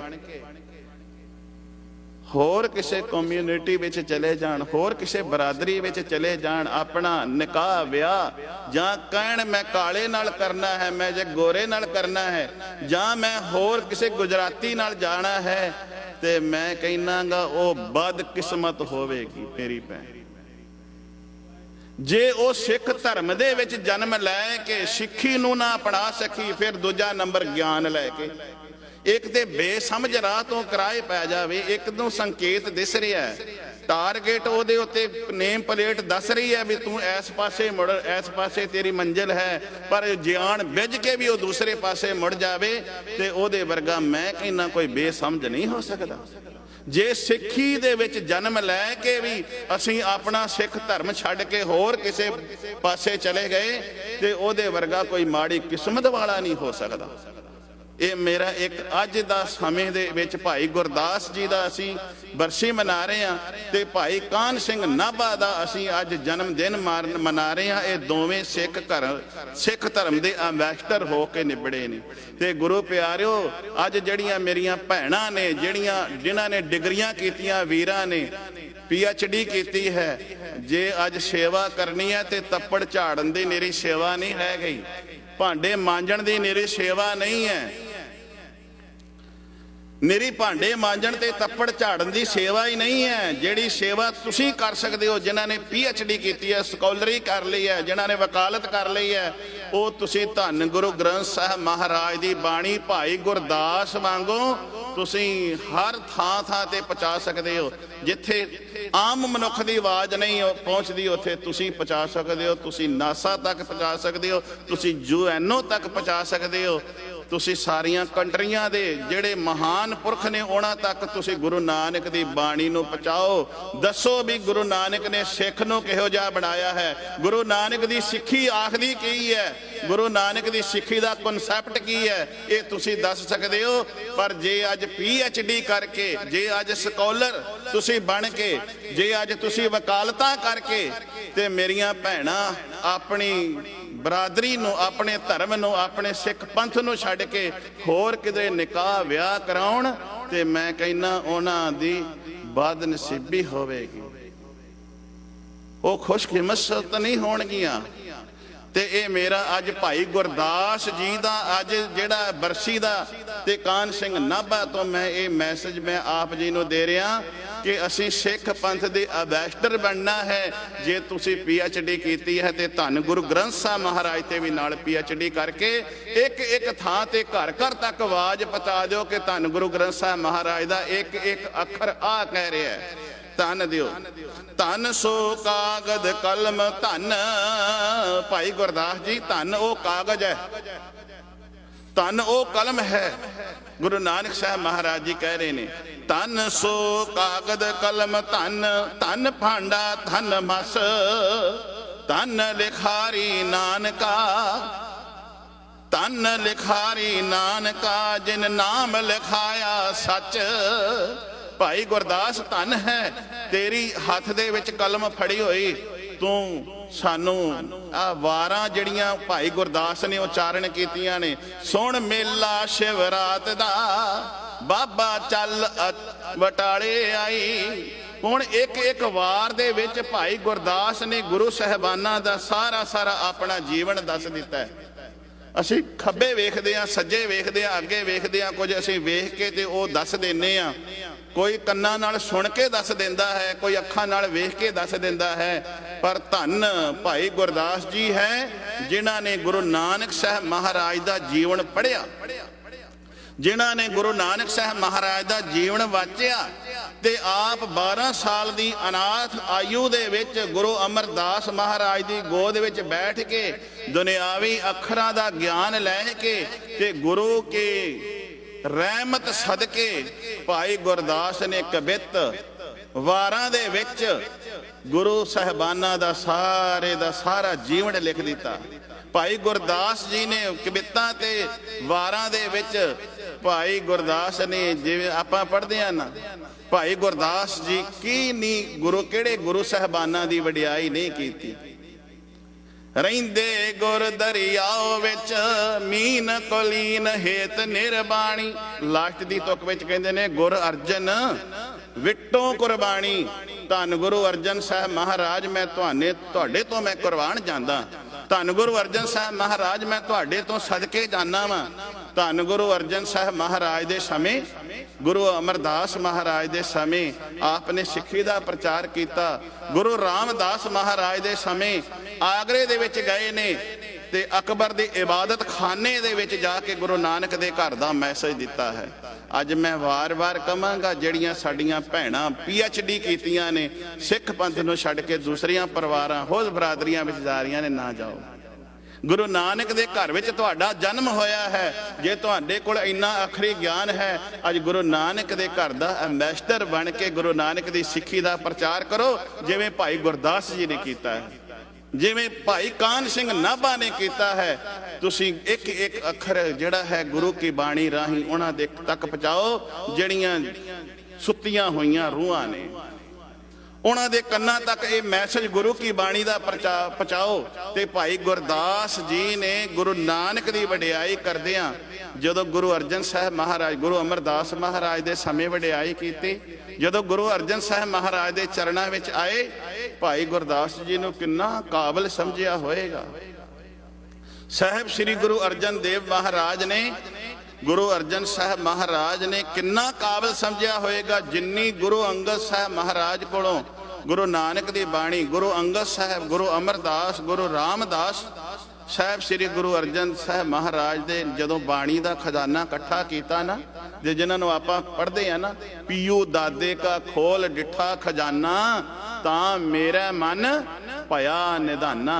ਇਹ ਜਿਹੜਾ ਖਜ਼ਾਨਾ ਗੁਰੂ ਅਰਜਨ ਸਾਹਿਬ ਮਹਾਰਾਜ ਨੂੰ ਮਿਲਿਆ, ਇਸ ਨੂੰ ਸੰਕਲਿਤ ਕਰਨ ਵਾਸਤੇ ਧੰਨ ਗੁਰੂ ਅਰਜਨ ਸਾਹਿਬ ਮਹਾਰਾਜ ਨੇ ਭਾਈ ਗੁਰਦਾਸ ਜੀ ਨੂੰ ਸੌਂਪ ਦਿੱਤਾ। ਭਾਈ ਗੁਰਦਾਸ ਜੀ ਕਹਿੰਦੇ ਨੇ, ਹੇ ਦੀਨ ਦੁਨੀਆ ਦੇ ਮਾਲਕ, ਇਹ ਬੜਾ ਕਠਿਨ ਕਾਰਜ ਹੈ। ਸਤਿਗੁਰੂ ਜੀ, ਮੈਂ ਬੱਚੇ ਦੀ ਨਿਆਈ ਹਾਂ। ਇਹ ਜਿਹੜਾ ਤੁਸੀਂ ਵੱਡਾ ਖਜ਼ਾਨਾ ਹੈ, ਹੁਣ ਨਿੱਕੇ ਜਿਹੇ ਬੱਚੇ ਨੂੰ ਬਹੁਤ ਵੱਡਾ ਖਜ਼ਾਨਾ ਦੇ ਦਈਏ, ਉਹਨੂੰ ਕਮਲ ਪੈ ਜਾਂਦਾ, ਉਹਦੇ ਕੋਲ ਸਮਝ ਨਹੀਂ, ਸੰਭਾਲਿਆ ਨਹੀਂ ਜਾਂਦਾ। ਨਿੱਕੇ ਜਿਹੇ ਨਿਆਣੇ ਨੂੰ ਵੱਡਾ ਖਜ਼ਾਨਾ ਦੇ ਦਈਏ। ਭਾਈ ਗੁਰਦਾਸ ਜੀ ਕਹਿੰਦੇ ਨੇ, ਪਾਤਸ਼ਾਹ ਇਹ ਬੜਾ ਕਠਿਨ ਕੰਮ ਹੈ। ਮੈਂ ਤੇ ਬੱਚਾ ਵਾਂ, ਮੈਂ ਤੇ ਬੇਸਮਝ ਹਾਂ, ਮੈਂ ਤੇ ਅਣਨਿਆਣਾ ਵਾਂ। ਦਾਤਿਆ ਮੇਰੇ ਅੱਖਾਂ ਤੋਂ ਓਹਲੇ ਨਾ ਹੋਇਓ। ਇਹ ਜਿਹੜਾ ਖਜ਼ਾਨਾ ਹੈ, ਧੰਨ ਗੁਰੂ ਅਰਜਨ ਸਾਹਿਬ ਮਹਾਰਾਜ ਨੇ ਭਾਈ ਗੁਰਦਾਸ ਜੀ ਨੂੰ ਕਿਹਾ, ਭਾਈ ਗੁਰਦਾਸ, ਇਸ ਖਜ਼ਾਨੇ ਦੀ ਸੰਭਾਲ ਤੁਸੀਂ ਕਰ ਸਕਦੇ ਹੋ, ਜਿਸ ਨੂੰ ਅਸੀਂ ਬਾਣੀ ਕਹਿ ਰਹੇ ਹਾਂ, ਅੰਮ੍ਰਿਤ ਬਾਣੀ ਹਰ ਹਰ ਤੇਰੀ। ਤੇ ਧੰਨ ਗੁਰੂ ਅਰਜਨ ਸਾਹਿਬ ਮਹਾਰਾਜ ਨੇ ਫਿਰ ਕਿਹਾ, ਭਾਈ ਗੁਰਦਾਸ ਜੀ, ਕਿਉਂਕਿ ਅਸੀਂ ਗੁਰੂ ਅਮਰਦਾਸ ਮਹਾਰਾਜ ਨੇ ਗੱਲ ਪਹਿਲਾਂ ਹੀ ਕਹਿ ਦਿੱਤੀ ਸੀ, ਆਵੋ ਸਿੱਖ ਸਤਿਗੁਰ ਕੇ ਪਿਆਰਿਓ, ਗਾਵੋ ਸੱਚੀ ਬਾਣੀ। ਗੁਰੂ ਅਮਰਦਾਸ ਨੇ ਪਹਿਲਾਂ ਹੀ ਇਹ ਗੱਲ ਕਹਿ ਦਿੱਤੀ ਸੀ, ਸਤਿਗੁਰੂ ਬਿਨਾ ਹੋਰ ਕੱਚੀ ਹੈ ਬਾਣੀ। ਕਹਿੰਦੇ ਕੱਚੇ ਸੁਣਦੇ ਕੱਚੇ, ਕੱਚੀ ਆਖ ਵਖਾਣੀ। ਤੇ ਮੇਰੇ ਪਾਤਸ਼ਾਹ ਨੂੰ ਪਤਾ ਸੀ ਵੀ ਇਸ ਬਾਣੀ ਦੇ ਵਿੱਚ ਕੋਈ ਰਲਾ ਨਾ ਕਰ ਦੇਵੇ। ਅੱਜ ਵੀ ਵੇਖੋ ਸਾਡੇ ਮਗਰ ਲੱਗੇ ਹੋਏ ਨੇ, ਅੱਜ ਵੀ ਲੱਗੇ ਹੋਏ ਨੇ, ਅੱਜ ਵੀ ਜੀਵਨ ਨਹੀਂ ਦਿੰਦੇ। ਧੰਨ ਗੁਰੂ ਗ੍ਰੰਥ ਸਾਹਿਬ ਮਹਾਰਾਜ ਦੇ ਇੱਕ ਇੱਕ ਅੰਗ ਤੇ ਇੱਕ ਇੱਕ ਬੰਦ ਬਾਅਦ ਇੱਕ ਇੱਕ ਇਕਾਈ ਪਾ ਦਿੱਤੀ ਹੈ। ਉਹਦੇ ਵਿੱਚ ਨਾ ਅੱਖਰ ਵੱਧ ਸਕਦਾ ਨਾ ਘਟ ਸਕਦਾ, ਪਰ ਆਪਣੀਆਂ ਚਾਲਾਂ ਤੋਂ ਬਾਜ ਫਿਰ ਨਹੀਂ ਆਉਂਦੇ, ਫਿਰ ਵੀ ਨਹੀਂ ਆ ਰਹੇ। ਧਿਆਨ ਦਿਆ ਜੇ, ਗੁਰੂ ਸਾਹਿਬ ਜੀ ਨੇ ਕਿਹਾ, ਗੁਰੂ ਅਰਜਨ ਸਾਹਿਬ ਮਹਾਰਾਜ ਨੇ, ਜਿੱਥੇ ਅੱਜ ਰਾਮਸਰ ਸਰੋਵਰ ਹੈ, ਇੱਥੇ ਝਾੜੀਆਂ ਜੀਆਂ ਸਨ, ਇੱਥੇ ਜੰਗਲੀਆਂ ਜੀਆਂ ਸਨ, ਇਹ ਨੀਵੀਂ ਜਿਹਾ ਥਾਂ ਸੀ, ਇੱਥੇ ਜਲ ਖਲੋਤਾ ਹੋਇਆ ਸੀ। ਮੇਰੇ ਪਾਤਸ਼ਾਹ ਨੇ ਕਲਾਤਾਂ ਤੰਬੂ ਲਵਾ ਦਿੱਤੇ, ਕਨਾਤਾਂ ਲਵਾਈਆਂ, ਤੰਬੂ ਲਵਾਏ, ਤੇ ਧੰਨ ਗੁਰੂ ਅਰਜਨ ਸਾਹਿਬ ਮਹਾਰਾਜ ਨੇ ਲਿਖਾਰੀ ਭਾਈ ਗੁਰਦਾਸ ਜੀ ਨੂੰ ਲਾਇਆ। ਹੁਣ ਉਹ ਜਿਹੜੀ ਬਾਣੀ ਸਾਰੀ ਇਕੱਠੀ ਕੀਤੀ ਹੈ, ਭਾਈ ਗੁਰਦਾਸ ਜੀ ਕਹਿਣ ਲੱਗੇ, ਇਤਿਹਾਸਕਾਰਾਂ ਨੇ ਕਿਹਾ ਹੈ ਕਿ ਬਾਦਸ਼ਾਹ ਕਹਿਣ ਲੱਗੇ, ਭਾਈ ਗੁਰਦਾਸ ਜੀ, ਬਾਣੀ ਸਮਝ ਸਮਝ ਕੇ ਲਿਖਣੀ ਹੈ। ਸਮਝ ਸਮਝ ਕੇ ਲਿਖਣ ਤੋਂ ਭਾਵ ਹੈ ਕਿ ਬਾਣੀ ਜਿਹੜੀ ਗੁਰੂ ਦੀ ਹੈ। ਤੇ ਕਹਿਣ ਲੱਗੇ, ਭਾਈ ਸਾਹਿਬ ਜੀ, ਮੈਨੂੰ ਹੁਣ ਬਾਣੀ ਦਾ ਪਤਾ ਕਿਵੇਂ ਲੱਗੇਗਾ, ਗੁਰੂ ਦੀ ਬਾਣੀ? ਕਿਉਂਕਿ ਉਹਨਾਂ ਸਮਿਆਂ ਵੀ ਕਾਵ ਰੂਪ ਦੇ ਵਿੱਚ ਲੋਕ ਬਾਣੀ ਉਚਾਰਨ ਕਰਦੇ ਸਨ। ਅਸੀਂ ਹੁਣ ਗੁਰ ਪਲੱਸ ਬਾਣੀ ਕਿਹਨੂੰ ਕਹਿੰਦੇ ਆ? ਗੁਰੂ ਦੇ ਮੁਖ ਤੋਂ ਜੋ ਬਾਣੀ ਉਚਾਰਨ ਹੋਈ ਹੈ ਉਹਨੂੰ ਗੁਰਬਾਣੀ ਕਹਿੰਦੇ ਆ। ਵੈਸੇ ਲੋਕ ਜਿਹਨੂੰ ਕਈ ਵਾਰੀ ਇਸ ਤਰ੍ਹਾਂ ਵੀ ਬੋਲਦੇ ਨੇ ਆ ਵੀ ਫਲਾਣੇ ਦੀ ਬੋਲ ਬਾਣੀ ਬੜੀ ਚੰਗੀ ਹੈ, ਫਲਾਣੇ ਦੀ ਬੋਲ ਬਾਣੀ ਮਾੜੀ ਹੈ। ਬਾਣੀ ਤੋਂ ਭਾਵ ਹੈ ਬੋਲਣਾ, ਤੇ ਗੁਰਬਾਣੀ ਤੋਂ ਭਾਵ ਹੈ ਜਿਹੜੀ ਧੁਰ ਦਰਗਾਹੋਂ ਬਾਣੀ ਆਈ ਹੈ। ਤੇ ਸਤਿਗੁਰੂ ਜੀ ਨੂੰ ਕਹਿਣ ਲੱਗਾ, ਭਾਈ ਗੁਰਦਾਸ ਮਹਾਰਾਜ, ਕਿਵੇਂ ਬਾਣੀ? ਦਰਗਾਹੀ ਬਾਣੀ ਦਾ ਮੈਂ ਤੇ ਅਣਜਾਣ ਆ, ਮੈਂ ਤੇ ਬੇਸਮਝ ਆ, ਬੱਚਾ ਮੈਂ, ਨਿਆਣਾ ਵਾ। ਤੇ ਮੇਰੇ ਪਾਤਸ਼ਾਹ ਕਹਿਣ ਲੱਗੇ, ਜਿਵੇਂ ਮਾਂ ਆਪਣੇ ਪੁੱਤ ਦੀ ਨਾ ਆਵਾਜ਼, ਭਾਵੇਂ ਘਰ ਵਿੱਚ ਕੋਈ ਪ੍ਰਾਹੁਣੇ ਕਿੰਨੇ ਵੀ ਲੋਕ ਇਕੱਠੇ ਹੋਏ ਹੋਣ ਨਾ, 50 ਹੋਣ 25 ਹੋਣ, ਤੇ ਉਹਦੇ ਵਿੱਚੋਂ ਮਾਂ ਨੂੰ ਆਪਣੇ ਪੁੱਤ ਦੀ ਆਵਾਜ਼ ਦਾ ਪਤਾ ਲੱਗ ਜਾਂਦਾ ਹੈ। ਪਤੀ ਬ੍ਰਤਾ ਇਸਤਰੀ ਨੂੰ ਆਪਣੇ ਪਤੀ ਦੀ ਆਵਾਜ਼ ਦਾ ਪਤਾ ਲੱਗ ਜਾਂਦਾ ਵੀ ਮੇਰਾ ਸਿਰ ਦਾ ਸਾਈਂ ਮਾਲਕ ਬੋਲਣ ਡਿਆ ਹੈ। ਭਾਈ ਗੁਰਦਾਸ, ਜਦੋਂ ਜਿਹੜੀ ਤੁਰਕੀ ਬਾਣੀ ਹੋਏਗੀ ਤੁਹਾਨੂੰ ਐਵੇਂ ਚਾਨਣਾ ਕਰੀ ਜਾਏਗੀ। ਭਾਈ ਗੁਰਦਾਸ ਜੀ ਜਦੋਂ ਬਾਣੀ ਲਿਖਦੇ ਸਨ ਤੇ ਉਹ ਬਾਣੀ ਐਵੇਂ ਲਿਖਦੇ ਸਨ ਜਿਵੇਂ ਇੱਕ ਪਵਨ ਚੱਲ ਰਹੀ ਹੋਵੇ, ਹਵਾ ਚੱਲ ਰਹੀ ਹੋਵੇ। ਧੰਨ ਗੁਰੂ ਅਰਜਨ ਸਾਹਿਬ ਮਹਾਰਾਜ ਬਾਣੀ ਉਚਾਰਦੇ ਤੇ ਭਾਈ ਸਾਹਿਬ ਜੀ ਬਾਣੀ ਲਿਖੀ ਜਾਂਦੇ ਨੇ। ਸਮਾਂ ਨਹੀਂ ਇਜਾਜ਼ਤ ਦੇ ਰਿਹਾ, ਮੈਂ ਅੱਗੇ ਚੱਲਾਂ, ਮੈਂ ਇੰਨੀ ਗੱਲ ਕਹਿ ਦੇਵਾਂ।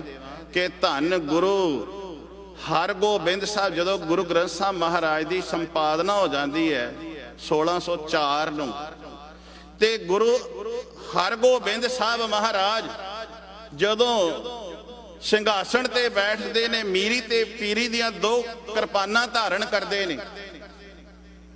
ਜਦੋਂ ਮੀਰੀ ਤੇ ਪੀਰੀ ਦੀਆਂ 2 ਕਿਰਪਾਨਾਂ ਧਾਰਨ ਕਰਦੇ ਨੇ ਨਾ ਧੰਨ ਗੁਰੂ ਹਰਗੋਬਿੰਦ ਸਾਹਿਬ ਮਹਾਰਾਜ, ਭਾਈ ਗੁਰਦਾਸ ਜੀ ਉਹਨਾਂ ਸਿੱਖਾਂ ਦੇ ਮਨਾਂ ਦੇ ਵਿੱਚ ਐਵੇਂ ਜੀ ਵਿਚਾਰ ਆ ਗਈ ਵੀ ਪਹਿਲੇ ਗੁਰੂ ਸਾਹਿਬ ਜੀ ਤੇ ਗੱਦੀ ਤੇ ਬਿਰਾਜਮਾਨ ਹੁੰਦੇ ਸਨ, ਨਾ ਘੋੜੇ ਤੇ ਸਵਾਰ, ਨਾ ਸ਼ਸਤਰ ਚਲਾਉਂਦੇ, ਨਾ ਉਹ ਇਸ ਤਰ੍ਹਾਂ ਸਿੱਖਾਂ ਨੂੰ ਭਰਤੀ ਕਰਦੇ ਸਨ। ਹੁਣ ਗੁਰੂ ਅਰਜਨ ਸਾਹਿਬ ਮਹਾਰਾਜ ਦੇ ਸ਼ਹੀਦੀ ਤੋਂ ਬਾਅਦ ਗੁਰੂ ਅੰਗਦ ਸਾਹਿਬ ਮਹਾਰਾਜ ਨੇ, ਜਿਹਨੂੰ ਨੱਥਾ ਤੇ ਅਬਦੁੱਲੇ ਨੇ ਕਿਹਾ ਸੀ ਨਾ 2 ਤਲਵਾਰੀ ਬੱਧੀਆਂ, ਇੱਕ ਮੀਰੀ ਦੀ ਇੱਕ ਪੀਰੀ ਦੀ, ਉਦੋਂ ਵੀ ਸਿੱਖਾਂ ਦੇ ਵਿੱਚ ਆਪਸ ਵਿੱਚ ਮਨਾਂ ਦੇ ਵਿੱਚ ਇਹ ਕਈਆਂ ਦੇ ਜਿਹੜੇ ਕੱਚੇ ਪਿੱਲੇ ਹੁੰਦੇ ਨੇ ਨਾ, ਉਹਨਾਂ ਦੇ ਖਿਆਲ ਆਉਣ ਲੱਗ ਪਿਆ ਵੀ ਗੁਰੂ ਸਾਹਿਬ ਜੀ ਨੇ ਕਿਹੜਾ ਮਾਰਗ ਅਪਣਾ ਲਿਆ ਹਰਗੋਬਿੰਦ ਸਾਹਿਬ ਮਹਾਰਾਜ ਨੇ। ਤੇ ਉਹਨਾਂ ਨੂੰ ਸੈਟੀਸਫੈਕਸ਼ਨ ਕਰਨ ਵਾਸਤੇ ਭਾਈ ਗੁਰਦਾਸ ਜੀ ਦੀਆਂ ਵਾਰਾਂ ਹੁਣ ਵੀ ਪੜ੍ਹੋ ਤੇ ਉਦੋਂ ਵੀ ਪੜ੍ਹਦੇ ਸਨ ਲੋਕ। ਭਾਈ ਗੁਰਦਾਸ ਜੀ ਨੇ ਲੋਕਾਂ ਨੂੰ ਚਾਨਣਾ ਦਿੱਤਾ ਬਈ ਜਿਹੜੇ ਬੇਸਮਝ ਸਨ, ਹਰਗੋਬਿੰਦ ਸਾਹਿਬ ਮਹਾਰਾਜ ਨੇ ਸਿੱਖ ਧਰਮ ਦੀ, ਜਿਹੜਾ ਗੁਰੂ ਨਾਨਕ ਨੇ ਸਿੱਖ ਧਰਮ ਨੂੰ ਖੇਤੀ ਕੀਤੀ, ਸਿੱਖ ਧਰਮ ਦੀ ਜਿਹਨੂੰ ਆਪਾਂ ਖੇਤੀ ਕਹਿੰਦੇ ਆ, ਹਰਗੋਬਿੰਦ ਸਾਹਿਬ ਮਹਾਰਾਜ ਜੀ ਵਾੜ ਕਰ ਰਹੇ ਨੇ। ਜਿਹੜਾ ਸਿਆਣਾ ਹੁੰਦਾ ਹੈ ਨਾ ਕਿਸਾਨ, ਖੇਤੀ ਨੂੰ ਆਪਣੀ ਨੂੰ ਵਾੜ ਕਰਦਾ ਏ। ਗੁਰੂ ਨਾਨਕ ਸਾਹਿਬ ਮਹਾਰਾਜ ਨੇ ਧਰਮ ਦੀ ਖੇਤੀ ਨੂੰ ਹਰਗੋਬਿੰਦ ਸਾਹਿਬ ਮਹਾਰਾਜ ਵਾੜ ਕਰ ਰਹੇ ਨੇ। ਤੇ ਭਾਈ ਗੁਰਦਾਸ ਜੀ ਦੱਸਦੇ ਨੇ, ਖੇਤੀ ਵਾੜ ਜੋ ਢਿੰਗਰੀ, ਕਿੱਕਰ ਆਸ ਪਾਸ ਜਿਉ ਬਾਗੈ, ਸੱਪ ਲਪੇਟੇ ਚੰਨਣਾ, ਬੂਹੇ ਜੰਦਾ ਕੁੱਤਾ ਜਾਗੈ। ਹੁਣ ਇਹ ਭਾਈ ਗੁਰਦਾਸ ਜੀ ਦੀ ਦੇਣ ਸੀ। ਜਦੋਂ ਗੁਰੂ ਅਰਜਨ ਸਾਹਿਬ ਮਹਾਰਾਜ ਦੀ ਸ਼ਹਾਦਤ ਹੋ ਜਾਂਦੀ ਹੈ ਤੇ ਹਰਗੋਬਿੰਦ ਸਾਹਿਬ ਮਹਾਰਾਜ ਭਗਤੀ ਤੇ ਸ਼ਕਤੀ ਦਾ ਮੇਲ ਕਰਾਉਂਦੇ ਨੇ, ਤੇ ਕੱਚੇ ਪਿੱਲੇ ਕਈ ਮਨ ਵਿੱਚ ਕਹਿੰਦੇ ਸਨ ਗੁਰੂ ਸਾਹਿਬ ਜੀ ਤੇ ਹੁਣ ਸ਼ਿਕਾਰ ਖੇਡਣਾ ਸ਼ੁਰੂ ਕਰ ਦਿੱਤਾ। ਗੁਰੂ ਹਰਗੋਬਿੰਦ ਸਾਹਿਬ ਮਹਾਰਾਜ ਤੇ ਹੁਣ ਸੂਰਮੇ ਯੋਧੇ ਰੱਖਣੇ ਸ਼ੁਰੂ ਕਰ ਦਿੱਤੇ, ਉਹ ਤੇ ਹੁਣ ਸ਼ਸਤਰ ਧਾਰਨ ਕਰ ਲਏ ਨੇ। ਤੇ ਗੁਰੂ ਸਾਹਿਬ ਜੀ ਤੇ ਪਹਿਲਾਂ ਜਿਹੜੇ ਗੁਰੂ ਸਾਹਿਬਾਨ ਹੋਏ ਨੇ ਉਹਨਾਂ ਨੇ ਤੇ ਇਹ ਕੁਝ ਕੀਤਾ ਨਾ। ਤੇ ਭਾਈ ਗੁਰਦਾਸ ਨੇ ਸਿੱਖਾਂ ਦੀ ਤਸੱਲੀ ਕਰਾਉਣ ਵਾਸਤੇ ਇਹ ਕਿਹਾ ਸੀ, ਇਹ ਗੁਰੂ ਨਾਨਕ ਨੇ ਜਿਹੜਾ ਬੀਜ ਬੀਜਿਆ ਹੈ ਗੁਰੂ ਪਿਆਰਿਓ, ਗੁਰੂ ਸਵਾਰਿਓ, ਉਹ ਹੁਣ ਖੇਤੀ, ਉਹਨੂੰ ਹੁਣ ਬੂਟੇ ਨੂੰ ਫਲ ਲੱਗ ਗਏ ਨੇ। ਪਹਿਲਾਂ ਫੁੱਲ ਲੱਗੇ ਸਨ, ਹੁਣ ਫਲ ਲੱਗੇ ਨੇ, ਤੇ ਫਲਾਂ ਵਾਲੇ ਦਰਖਤ ਨੂੰ ਰੋੜੇ ਪੈਂਦੇ ਜ਼ਰੂਰ ਨੇ, ਫਲਾਂ ਵਾਲੇ ਦਰਖਤ ਨੂੰ ਵੱਟੇ ਪੈਂਦੇ ਨੇ। ਤੇ ਇਸ ਕਰਕੇ ਜਿਹੜਾ ਸਿਆਣਾ ਹੁੰਦਾ ਹੈ ਨਾ, ਜੇ ਬਾਗ ਲਾਵੇ ਨਾ ਤੇ ਬਾਗ ਦੇ ਚਫੇਰੇ ਪਹਿਲਾਂ ਖਾਈ ਪੁੱਟਦਾ ਹੈ, ਤੇ ਖਾਈ ਪੁੱਟ ਕੇ ਫਿਰ 4 ਚਫੇਰੇ ਕਿੱਕਰਾਂ ਦਾ ਬੀਜ ਬੀਜ ਦਿੰਦਾ ਏ, ਕਿੱਕਰ ਲਾ ਦਿੰਦਾ ਏ, ਕਿਉਂਕਿ ਉਹਦੀ ਰਾਖੀ ਦੇ ਲਈ। ਧਿਆਨ ਦਿਆ ਜੇ ਕੌਲ ਫੁੱਲ ਦੀ ਆਪਾਂ ਗੱਲ ਕਰੀਏ, ਗੁਲਾਬ ਦੀ ਆਪਾਂ ਗੱਲ ਕਰੀਏ, ਗੁਲਾਬ ਕਿੰਨਾ ਸੋਫਟ ਹੈ, ਕਿੰਨਾ ਸੁੰਦਰ ਫੁੱਲ ਹੈ, ਪਰ ਉਹਦੇ ਨਾਲ ਕੰਡੇ ਵੀ ਲੱਗੇ ਹੋਏ ਨੇ, ਕੰਡੇ ਕਾਸ਼ ਲਈ ਲੱਗੇ ਹੋਏ ਨੇ ਉਹਦੀ ਰਾਖੀ ਕਰਨ ਵਾਸਤੇ। ਹੁਣ ਭਾਈ ਗੁਰਦਾਸ ਜੀ ਨੇ ਕਲੀਅਰ ਕਰ ਦਿੱਤਾ ਕਿ ਜਿਹੜਾ ਗੁਰੂ ਹਰਗੋਬਿੰਦ ਸਾਹਿਬ ਮਹਾਰਾਜ ਨੇ ਦਰਬਾਰ ਸਾਹਿਬ ਦੇ ਸਾਹਮਣੇ ਜਿਹੜਾ ਤਖਤ ਦੀ ਸਿਰਜਣਾ ਕੀਤੀ ਹੈ ਨਾ, ਤਖਤ ਇਹ ਕਹਿੰਦਾ ਹੈ ਜਿਹਨਾਂ ਨੂੰ ਨਿਆਂ ਨਹੀਂ ਮਿਲੇਗਾ, ਬੇਸਹਾਰਿਆਂ ਨੂੰ ਜਿਹਨਾਂ ਨੂੰ ਨਿਆਂ ਨਹੀਂ ਮਿਲਦਾ ਉਹਨਾਂ ਨੂੰ ਇੱਥੇ ਨਿਆਂ ਮਿਲੇਗਾ। ਇਹ ਨਿਆਲਿਆ ਬਣਾ ਦਿੱਤਾ, ਜਿੱਥੇ ਨਿਆਂ ਨਾ ਮਿਲੇ ਉਹਨਾਂ ਨੂੰ ਇੱਥੇ ਨਿਆਂ ਮਿਲੇਗਾ। ਤੇ ਧੰਨ ਗੁਰੂ ਅਰਜਨ ਸਾਹਿਬ ਮਹਾਰਾਜ ਦੀ ਸ਼ਰਨ ਵਿੱਚ ਰਹਿ ਕੇ ਜਦੋਂ 1604 ਨੂੰ ਗੁਰੂ ਗ੍ਰੰਥ ਸਾਹਿਬ ਮਹਾਰਾਜ ਦੀ ਸੰਪਾਦਨਾ ਹੁੰਦੀ ਸੀ ਨਾ, ਜਦੋਂ ਇਹ ਬਾਣੀ ਨੂੰ ਇਕੱਤਰ ਕਰ ਰਹੇ ਸਨ ਤੇ ਭਾਈ ਗੁਰਦਾਸ ਜੀ ਬਾਣੀ ਲਿਖਦੇ ਰਹਿੰਦੇ ਸਨ, ਤੇ ਧੰਨ ਗੁਰੂ ਅਰਜਨ ਸਾਹਿਬ ਮਹਾਰਾਜ ਹਰਮੰਦਰ ਸਾਹਿਬ ਵਿੱਚ ਆ ਕੇ ਹੋਰ ਸੇਵਾਵਾਂ ਕਰਦੇ ਰਹਿੰਦੇ ਸਨ। ਇੱਕ ਭਾਈ ਗੁਰਦਾਸ ਜੀ ਜਿੰਨਾ ਚਿਰ ਬਾਣੀ ਲਿਖੀ ਗਈ ਹੈ, ਉਸ ਰਾਮਸਰ ਸਰੋਵਰ ਦੇ ਲਾਗੇ ਜਿੱਥੇ ਕਨਾਤਾਂ ਲੱਗੀਆਂ ਸਨ, ਉਸ ਥਾਂ ਤੋਂ ਭਾਈ ਗੁਰਦਾਸ ਜੀ ਫਿਰ ਹੋਰ ਕਿਸੇ ਪਾਸੇ ਨਹੀਂ ਗਏ। ਜਿੰਨਾ ਚਿਰ ਬਾਣੀ ਲਿਖਦੇ ਰਹੇ, ਇੱਕ ਮਨ ਇੱਕ ਚਿੱਤ ਹੋ ਕੇ ਬਾਣੀ ਲਿਖਦੇ ਰਹੇ। ਪ੍ਰਕਾਸ਼ ਹੋ ਗਿਆ, ਪ੍ਰਕਾਸ਼ ਹੋਇਆ ਹੈ 1604 ਨੂੰ ਧੰਨ ਗੁਰੂ ਗ੍ਰੰਥ ਸਾਹਿਬ ਮਹਾਰਾਜ ਦਾ ਤੇ ਉਹਨਾਂ ਦੇ ਵਿੱਚ ਜਿਹੜੀ ਬਾਣੀ ਭਗਤਾਂ ਦੀ ਦਰਜ ਕੀਤੀ। ਗੁਰੂ ਪਿਆਰਿਓ, ਇੱਕ ਉਹ ਵੀ ਭਗਤ ਹੈ ਜਿਹੜਾ ਕਹਿੰਦਾ ਹਸਤ ਖੇਲਤ ਤੇਰੇ ਦੇਹਰੇ ਆਇਆ, ਭਗਤ ਕਰਤ ਨਾਮਾ ਪਕੜ ਉਠਾਇਆ, ਹੀਨੜੀ ਜਾਤ ਮੇਰੀ ਜਾਦਮ ਰਾਇਆ, ਛੇਪੇ ਕੇ ਜਨਮ ਕਾਹੇ ਕੋ ਆਇਆ। ਇੱਕ ਉਸ ਮੰਦਰ ਦੇ ਵਿੱਚੋਂ ਇੱਕ ਜਿਹੜਾ ਉੱਚ ਸ਼੍ਰੇਣੀ ਦਾ ਬ੍ਰਾਹਮਣ ਹੈ ਉਹਨੂੰ ਧੱਕੇ ਮਾਰ ਰਿਹਾ ਹੈ ਤੇ ਧੰਨ ਗੁਰੂ ਅਰਜਨ ਸਾਹਿਬ ਮਹਾਰਾਜ ਨੂੰ, ਮਹਾਰਾਜ ਮੰਦਰ ਚੋਂ ਜਿਹਨੂੰ ਧੱਕੇ ਮਾਰੇ ਉਹਨੂੰ ਮੇਰੇ ਪਾਤਸ਼ਾਹ ਨੇ ਹਰਮੰਦਰ ਦੇ ਵਿੱਚ ਬਿਠਾਇਆ। ਤੇ ਭਾਈ ਗੁਰਦਾਸ ਜੀ ਨੇ ਬਾਣੀ ਲਿਖੀ ਹੈ, ਭਗਤਾਂ ਦੀ ਬਾਣੀ। ਗੁਰੂ ਅਰਜਨ ਸਾਹਿਬ ਮਹਾਰਾਜ ਦੱਸਦੇ ਨੇ 15 ਭਗਤ 11 ਭੱਟ ਗੁਰੂ ਗ੍ਰੰਥ ਸਾਹਿਬ ਮਹਾਰਾਜ ਦੇ ਵਿੱਚ ਬੈਠੇ ਹੋਏ ਨੇ। ਜਦੋਂ ਇੱਥੇ ਮਾਣ ਮਿਲਦਾ ਹੈ ਤੇ ਗੁਰੂ ਹਰਗੋਬਿੰਦ ਸਾਹਿਬ ਮਹਾਰਾਜ ਦੇ ਸਮੇਂ ਜਦੋਂ 1609 ਦੇ ਵਿੱਚ ਸ਼੍ਰੀ ਅਕਾਲ ਤਖਤ ਦਾ ਸਿਰਜਣਾ ਹੁੰਦੀ ਹੈ, ਪਹਿਲਾਂ ਕੀ ਸੀ? ਇੱਕ ਕੱਚਾ ਥੜਾ ਸੀ। ਕੱਚਾ ਥੜਾ ਹੈ, ਇਸ ਥੜੇ ਕੱਚੇ ਦੇ ਉੱਤੇ ਬੈਠਦੇ ਸਨ ਹਰਗੋਬਿੰਦ ਸਾਹਿਬ ਮਹਾਰਾਜ। ਢਾਡੀ ਵਾਰਾਂ ਹੋਣੀਆਂ, ਵਾਰਾਂ ਦੇ ਵਿੱਚ ਯੋਧਿਆਂ ਦੀਆਂ, ਵੀਰ ਯੋਧਿਆਂ ਦੀਆਂ, ਸੂਰਮਿਆਂ ਦੀਆਂ ਜਿਹੜੀਆਂ ਕਥਾਵਾਂ ਉਹਨਾਂ ਨੇ ਜੋ ਸੇਧਾਂ ਦਿੱਤੀਆਂ ਉਹ ਸੁਣਾਈਆਂ ਜਾਣੀਆਂ। ਫਿਰ ਸਤਿਗੁਰੂ ਜੀ ਘੋਲਾਂ ਕਰਾਉਂਦੇ ਹੁੰਦੇ ਸਨ, ਕਸਰਤ ਕਰਾਉਂਦੇ ਹੁੰਦੇ ਸਨ ਵੀ ਸਰੀਰ ਕਰਕੇ ਬਲਵਾਨ ਰਹਿਣ। ਇਸੇ ਥਾਂ ਨੂੰ ਜਦੋਂ ਸਤਿਗੁਰੂ ਜੀ ਨੇ ਅਕਾਲ ਤਖਤ ਦੀ ਜਦੋਂ ਸਿਰਜਣਾ ਕਰਦੇ ਨੇ ਤੇ ਭਾਈ ਗੁਰਦਾਸ ਜੀ ਤੇ ਬਾਬਾ ਬੁੱਢਾ ਜੀ ਆਪ ਆਪਣੇ ਹੱਥੀਂ ਸੇਵਾ ਕਰਦੇ ਨੇ। ਇਸ ਜਿਹਨੂੰ ਅਕਾਲ ਦਾ ਤਖਤ ਕਿਹਾ ਨਾ, ਇਸ ਤਖਤ ਦੇ ਵਿੱਚ ਕੋਈ ਰਾਜਗੀਰ ਨਹੀਂ ਲੱਗਾ। ਇਸ ਤਖਤ ਦੇ ਵਿੱਚ ਸੇਵਾ ਕਰਨ ਵਿੱਚ ਕੋਈ ਇੱਟਾਂ ਲਾਉਣ ਵਾਲਾ, ਕੋਈ ਇੰਜੀਨੀਅਰ ਜਾਂ ਹੋਰ ਕੋਈ ਆਰਕੀਟੈਕਟ ਕਿਸੇ ਦਾ ਕੋਈ ਰੋਲ ਨਹੀਂ ਕਿਸੇ ਨੇ ਅਦਾ ਕੀਤਾ। ਕੇਵਲ ਬਾਬਾ ਬੁੱਢਾ ਜੀ ਤੇ ਭਾਈ ਗੁਰਦਾਸ ਜੀ ਨੇ ਕੀਤਾ। ਭਾਈ ਗੁਰਦਾਸ ਜੀ ਧੰਨ ਗੁਰੂ ਹਰਗੋਬਿੰਦ ਸਾਹਿਬ ਮਹਾਰਾਜ ਦੇ ਚਰਨਾਂ ਵਿੱਚ ਰਹਿ ਕੇ ਉਹਨਾਂ ਨੇ ਸੇਵਾ ਕੀਤੀ। ਜਦੋਂ ਭਾਈ ਗੁਰਦਾਸ ਜੀ ਗੋਇੰਦਵਾਲ ਦੀ ਧਰਤੀ ਤੇ ਨੇ, ਕਿਉਂਕਿ ਆਪ ਜੀ ਦਾ ਜਨਮ ਵੀ ਗੋਇੰਦਵਾਲ ਦੀ ਧਰਤੀ ਤੇ ਹੋਇਆ ਸੀ। ਦਰਬਾਰ ਸਾਹਿਬ ਦੇ ਵਿੱਚ ਸੰਗਤਾਂ ਬੈਠੀਆਂ ਨੇ, ਦੀਵਾਨ ਸੱਜਿਆ ਹੋਇਆ, ਸੱਜੇ ਹੋਏ ਦੀਵਾਨ ਦੇ ਵਿੱਚ ਇਲਾਹੀ ਬਾਣੀ ਦਾ ਪ੍ਰਵਾਹ ਚੱਲ ਰਿਹਾ ਸੀ। ਬਾਣੀ ਦਾ ਪ੍ਰਵਾਹ ਚੱਲਦਾ ਹੈ। ਭਾਈ ਗੁਰਦਾਸ ਜੀ ਨੂੰ ਸਮਾਂ ਆ ਗਿਆ ਨੇੜੇ, ਪਤਾ ਲੱਗ ਗਿਆ ਕਿ ਜਿਹੜੇ ਰੱਬ ਦੇ ਪਿਆਰੇ ਹੁੰਦੇ ਨੇ ਉਹਨਾਂ ਨੂੰ ਇਹ ਪਤਾ ਲੱਗ ਜਾਂਦਾ ਵੀ ਅਸੀਂ ਫਲਾਂ ਦਿਨ ਫਲਾਣੇ ਸਮੇਂ ਇਸ ਸਰੀਰ ਨੂੰ ਤਿਲਾਂਜਲੀ ਦੇ ਜਾਣੀ ਹੈ। ਦੀਵਾਨ ਲੱਗੇ ਦੇ ਵਿੱਚ ਭਾਈ ਗੁਰਦਾਸ ਜੀ ਨੇ ਇਹ ਗੱਲ ਕਹਿ ਦਿੱਤੀ ਕਿ ਅਸੀਂ ਅੱਜ ਚਲੇ ਜਾਣਾ ਹੈ। ਗੁਰੂ ਹਰਗੋਬਿੰਦ ਸਾਹਿਬ ਮਹਾਰਾਜ ਪਾਤਸ਼ਾਹ ਅੱਜ ਮੈਂ ਪ੍ਰਾਣ ਤਿਆਗਣੇ ਨੇ ਤੇ ਗੁਰੂ ਹਰਗੋਬਿੰਦ ਸਾਹਿਬ ਮਹਾਰਾਜ ਦੀ ਨਜ਼ਰ ਦੇ ਵਿੱਚ ਤਿਆਗਾਂ। ਗੁਰੂ ਹਰਗੋਬਿੰਦ ਸਾਹਿਬ ਮਹਾਰਾਜ ਦੀ ਮੇਰੇ ਉੱਤੇ ਨਜ਼ਰ ਪੈਂਦੀ ਹੋਵੇ। ਤੇ ਭਾਈ ਗੁਰਦਾਸ ਜੀ ਨੇ ਜਦੋਂ ਪ੍ਰਾਣ ਤਿਆਗਣੇ ਸਨ, ਅਜੇ ਤਿਆਗੇ ਨਹੀਂ ਸਨ, ਤੇ ਭਾਈ ਗੁਰਦਾਸ ਜੀ ਸਾਨੂੰ ਕਿੱਡਾ ਵੱਡਾ ਇੱਕ ਹੋਰ ਸਿਧਾਂਤ ਦੇ ਗਏ। ਕਹਿਣ ਲੱਗੇ, ਸੰਗਤ ਦੇ ਵਿੱਚ ਹੱਥ ਜੋੜ ਕੇ ਕਿਹਾ ਮੈਂ ਗੁਰੂ ਘਰ ਦਾ ਇੱਕ ਕੁੱਕਰ ਜਾਣ ਕੇ ਮੈਂ ਸੇਵਾ ਕੀਤੀ। ਮੈਂ ਆਪ ਦੇ ਦਰ ਦੀ ਦਾਤਿਆ ਮੈਂ ਸੇਵਾ ਕਰਦਾ ਰਿਹਾ। ਹੁਣ ਮੇਰੇ ਜਾਣ ਤੋਂ ਬਾਅਦ ਕਿਤੇ ਕੋਈ ਦਿਹਰਾ ਨਾ ਬਣਾ ਦੇਵੇ, ਕੋਈ ਮੜੀ ਨਾ ਕਹਿਣ ਤੋਂ ਸਿੱਧੀ ਜੀ ਗੱਲ ਹੈ ਬਣਾ ਦੇਵੇ, ਕੋਈ ਥਾਂ ਨਾ ਬਣਾ ਦੇਵੇ। ਮੇਰੇ ਜਾਣ ਤੋਂ ਬਗੈਰ ਜਦੋਂ ਮੈਂ ਪ੍ਰਾਣ ਤਿਆਗਾਂ ਤੇ ਮੇਰੀ ਕੋਈ ਥਾਂ ਨਾ ਬਣਾਵੇ। ਫਿਰ ਮੇਰੇ ਪਾਤਸ਼ਾਹ ਜਿਹੜੇ ਮੇਰਾ ਜਦੋਂ ਕੋਈ ਅੰਗੀਠਾ ਇਕੱਠਾ ਕਰੇ ਤੇ ਕੋਈ ਖਾਸ ਥਾਂ ਤੇ, ਜਿਹਨੂੰ ਆਪਾਂ ਫੁੱਲ ਕਹਿੰਦੇ ਆ, ਅਸਤੀਆਂ ਕਹਿ ਦਿੰਦੇ ਆ, ਹੱਡੀਆਂ ਸਿੱਧੀ ਜੀ ਗੱਲ ਹੱਡੀਆਂ ਹੀ ਹੁੰਦੀਆਂ ਨੇ, ਕੋਈ ਨੂੰ ਅਸਤੀਆਂ ਕਹਿ ਦੇ, ਕੋਈ ਫੁੱਲ ਕਹਿ ਦੇਵੇ। ਇਹ ਮੇਰੀਆਂ ਹੱਡੀਆਂ ਨੂੰ ਕਿਤੇ ਕੋਈ ਚੁੱਕੀ ਨਾ ਫਿਰੇ, ਕਿਉਂਕਿ ਮੇਰੇ ਸਿੱਖਾਂ ਨੂੰ, ਸਾਡੇ ਸਿੱਖਾਂ ਨੂੰ ਕਿਤੇ ਪਰੇਸ਼ਾਨੀ ਨਾ ਹੋਵੇ ਵੀ ਇੱਕ ਖਾਸ ਥਾਂ ਹੀ ਹੈ ਕਿ ਉੱਥੇ ਹੀ ਜਾ ਕੇ ਫੁੱਲ ਪਾਉਣੇ। ਅੱਜ ਵੇਖੋ ਭਾਈ ਗੁਰਦਾਸ ਜੀ ਨੇ ਸਾਨੂੰ ਸੇਧ ਦਿੱਤੀ ਹੈ। ਪੂਰੇ ਵਰਲਡ ਦੇ ਵਿੱਚ ਅੱਜ ਸਿੱਖ ਛਾਏ ਹੋਏ ਨੇ ਤੇ ਜਿਨ੍ਹਾਂ ਦੇ ਜਦੋਂ ਫਿਊਨਲ ਹੁੰਦੇ ਨੇ ਤੇ ਜੇ ਕੋਈ ਸਿੱਖ ਕਵੇ ਵੀ ਮੈਂ ਤੇ ਜਾ ਕੇ ਕਰਤਾਰਪੁਰ ਜਾ ਕੇ ਮੈਂ ਤੇ ਕੀਰਤਪੁਰ ਸਾਹਿਬ ਹੀ ਜਾ ਕੇ ਫੁੱਲ ਤਾਰਨੇ ਨੇ, ਇਹ ਭਾਈ ਗੁਰਦਾਸ ਜੀ ਨੇ ਸਾਡੇ ਭਰਮ ਕੱਢ ਦਿੱਤਾ ਹੈ ਮਨ ਦੇ ਵਿੱਚੋਂ। ਇਹ ਭਾਈ ਗੁਰਦਾਸ ਜੀ ਨੇ ਕਿਹਾ ਸੀ ਜਦੋਂ ਮੇਰੇ ਪ੍ਰਾਣ ਨਿਕਲਣ, ਮੇਰਾ ਅੰਗੀਠਾ ਜਿਹੜਾ ਸਮੇਟ ਕੇ ਦਰਿਆ ਵਿੱਚ ਰੋੜ ਦੇਣਾ, ਵਗਦੇ ਪਾਣੀ ਵਿੱਚ ਜੇ ਦਰਿਆ ਨਾ ਹੋਵੇ ਨਾ ਤੇ ਰਹਿਤ ਮਰਿਆਦਾ ਕਹਿੰਦੀ ਹੈ ਉੱਥੇ ਹੀ ਮਿੱਟੀ ਪੁੱਟ ਕੇ ਧਰਤੀ ਵਿੱਚ ਨੱਪ ਦਿਓ। ਕਿਧਰੇ ਦੂਰ ਲਿਜਾਣ ਦੀ ਲੋੜ ਨਹੀਂ। ਭਾਈ ਗੁਰਦਾਸ ਜੀ ਦਾ ਅੱਜ ਬਰਸੀ ਮਨਾਉਣ ਦਾ ਸਾਨੂੰ ਮਤਲਬ ਇਹ ਹੈ, ਉਹਨਾਂ ਕੋਲੋਂ ਅਸੀਂ ਸਿੱਖਿਆ ਲੈਣੀ ਹੈ।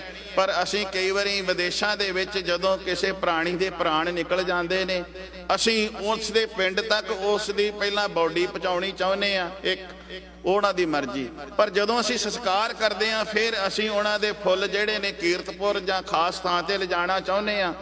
ਫਿਰ ਤੀਸਰਾ, ਨਾਲ ਅਸੀਂ ਇੱਕ ਟਿਕਟ ਐਕਸਟਰਾ ਲੈਨੇ ਆ ਕਿ ਬਜ਼ੁਰਗ ਜਿਹੜਾ ਹੈ ਨਾ, ਇਹਦੇ ਵਾਸਤੇ ਟਿਕਟ ਲਈਏ, ਇਹਦੇ ਵਾਸਤੇ ਸੀਟ ਵੱਖਰੀ ਹੋਣੀ ਚਾਹੀਦੀ ਹੈ ਕਿ ਵੀ ਇਹ ਇੱਧਰ ਨਾ ਕਿਧਰੇ ਰਹਿ ਜਾਵੇ, ਇਹਨੂੰ ਉੱਥੇ ਹੀ ਪਹੁੰਚਾਉਣਾ ਹੈ। ਗੁਰੂ ਰੂਪ ਸਾਧ ਸੰਗਤ, ਉਹ ਤੇ ਮਿੱਟੀ ਦੀ ਮੁੱਠ ਰਹਿ ਗਈ, ਉਹ ਤੇ ਕੇਵਲ ਮਿੱਟੀ ਹੈ। ਉਹ ਹੁਣ ਮਿੱਟੀ ਹੈ ਤੇ ਉਹ ਹੱਡੀਆਂ ਜਾਂ ਅਸਥੀਆਂ ਰਹਿ ਗਈਆਂ ਨੇ।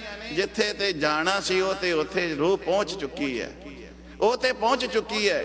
ਤੇ ਮੇਰਾ ਕਹਿਣ ਤੋਂ ਭਾਵ ਇਹ ਹੈ, ਭਾਈ ਗੁਰਦਾਸ ਜੀ ਦਾ ਅਸੀਂ ਜੇ ਬਰਸੀ ਮਨਾ ਰਹੇ ਹਾਂ, ਤੇ ਜਿਹੜੇ ਉਹਨਾਂ ਨੇ ਪੂਰਨੇ ਪਾਏ ਨੇ, ਜਿਹੜਾ ਉਹਨਾਂ ਨੇ ਸਾਨੂੰ ਇਸ ਭਰਮਾਂ ਦੇ ਵਿੱਚੋਂ ਕੱਢਿਆ ਹੈ, ਅਸੀਂ ਭਰਮਾਂ ਚੋਂ ਨਿਕਲ ਕੇ ਗੁਰੂ ਵਾਲੇ ਬਣ ਕੇ ਗੁਰੂ ਦੇ ਦੱਸੇ ਹੋਏ ਮਾਰਗ ਤੇ ਤੁਰ ਕੇ ਅਗਸਤ 1630 ਨੂੰ ਭਾਈ ਗੁਰਦਾਸ ਜੀ ਦਾ ਸੰਸਾਰ ਤੋਂ ਪਿਆਨਾ ਹੁੰਦਾ ਹੈ।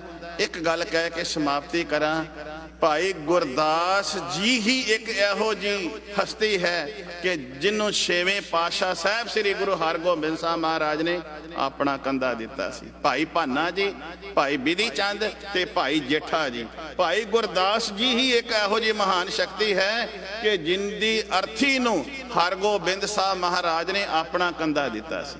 ਵੇਖ ਲਓ, ਜਿਸ ਨੂੰ ਹਰਗੋਬਿੰਦ ਸਾਹਿਬ ਮਹਾਰਾਜ ਗੁਰੂ ਆਪਣਾ ਕੰਧਾ ਦੇਵੇ, ਉਹ ਕਿੰਨੀ ਕੁ ਪਵਿੱਤਰ ਰੂਹ ਹੋਵੇਗੀ, ਉਹ ਕਿੰਨੀ ਕੁ ਸੁੱਚੀ ਰੂਹ ਹੋਵੇਗੀ।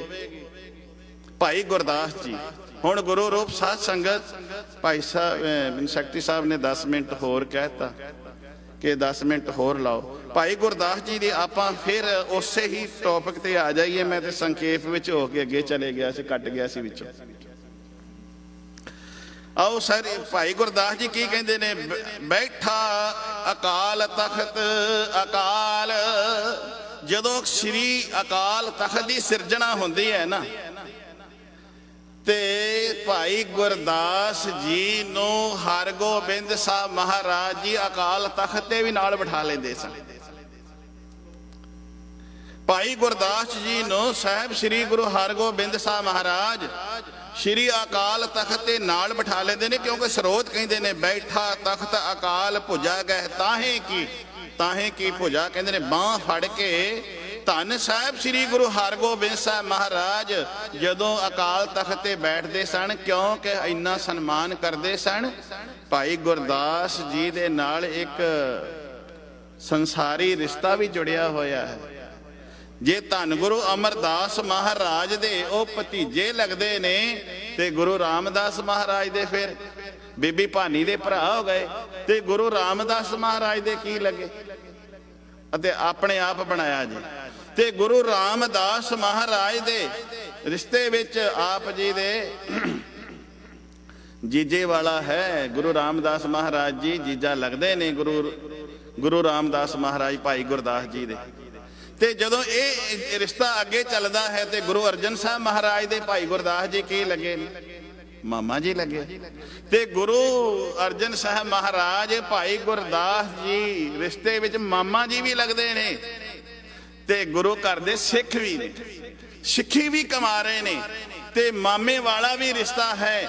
ਤੇ ਗੁਰੂ ਅਰਜਨ ਸਾਹਿਬ ਮਹਾਰਾਜ ਹਰਗੋਬਿੰਦ ਸਾਹਿਬ ਮਹਾਰਾਜ ਦੇ ਜਦੋਂ ਨਾਲ ਜੁੜਦੇ ਨੇ, ਹਰਗੋਬਿੰਦ ਸਾਹਿਬ ਮਹਾਰਾਜ ਜਦੋਂ ਤਲਵਾਰਾਂ ਇੱਕ ਕਿਰਪਾਨਾਂ ਦੋ ਧਾਰਨ ਕਰਦੇ ਨੇ, ਤੇ ਭਾਈ ਗੁਰਦਾਸ ਜੀ ਹੀ ਮਨਾਂ ਦੇ ਵਿੱਚੋਂ ਸ਼ੰਕੇ ਕੱਢਦੇ ਨੇ। ਸਿੱਖਾਂ ਦੇ ਵਿੱਚ ਧਿਆਨ ਦਿਆ ਜੇ, ਜਿਉਂ ਕਰ ਖੂਹੋਂ ਨਿਕਲੈ ਗਲ ਬੱਧੇ ਪਾਣੀ। ਭਾਈ ਗੁਰਦਾਸ ਜੀ ਕਹਿੰਦੇ ਨੇ, ਜਿਉਂ ਕਰ ਖੂਹੋਂ ਨਿਕਲੈ, ਜਿਵੇਂ ਖੂਹ ਦੇ ਵਿੱਚੋਂ ਪਾਣੀ ਕੱਢਣਾ ਹੋਵੇ ਨਾ, ਤੇ ਘੜੇ ਦੇ ਗਲ ਨੂੰ ਪਾਣੀ ਘੜੇ ਦੇ ਗਲ ਨੂੰ ਰੱਸੀ ਬੰਨਣੀ ਪੈਂਦੀ ਹੈ। ਭਾਈ ਗੁਰਦਾਸ ਜੀ ਜਦੋਂ ਸਿੱਖਾਂ ਦੇ ਮਨ ਵਿੱਚ ਆਇਆ ਨਾ ਵੀ ਹਰਗੋਬਿੰਦ ਸਾਹਿਬ ਮਹਾਰਾਜ ਨੇ ਤੇ 2 ਕਿਰਪਾਨਾਂ ਧਾਰਨ ਕਰ ਲਈਆਂ ਨੇ, ਇਹ ਕੀ ਹੋ ਗਿਆ? ਤੇ ਭਾਈ ਗੁਰਦਾਸ ਜੀ ਸ਼ੰਕੇ ਨਿਵਰਤ ਕਰਦੇ ਨੇ। ਭਾਈ ਗੁਰਦਾਸ ਜੀ ਕਹਿੰਦੇ ਨੇ, ਜੇ ਪਾਣੀ ਕੱਢਣਾ ਹੋਵੇ ਨਾ ਖੂਹ ਦੇ ਵਿੱਚੋਂ, ਤੇ ਡੋਲੇ ਦੇ ਗਲ ਨੂੰ ਰੱਸੀ ਬੰਨਣੀ ਪੈਂਦੀ ਹੈ, ਘੜੇ ਦੇ ਗਲ ਨੂੰ ਰੱਸੀ ਬੰਨਣੀ ਪੈਂਦੀ ਹੈ। ਤੇ ਜੇ ਗਰੀ ਖਾਣੀ ਹੋਵੇ ਨਾ, ਤੇ ਨਾਰੀਅਲ ਤੋੜਨਾ ਪੈਣਾ। ਕਿੰਨਾ ਔਖਾ ਹੈ। ਕਦੇ ਨਾਰੀਅਲ ਤੋੜਿਆ ਹੋਵੇ ਜਿਹਨਾਂ ਨੇ, ਉਹਨਾਂ ਨੂੰ ਧਿਆਨ ਦਿਆ ਜੇ, ਉਹਨਾਂ ਨੂੰ ਸਖਤ ਹੱਥਾਂ ਦੀ ਲੋੜ ਹੈ।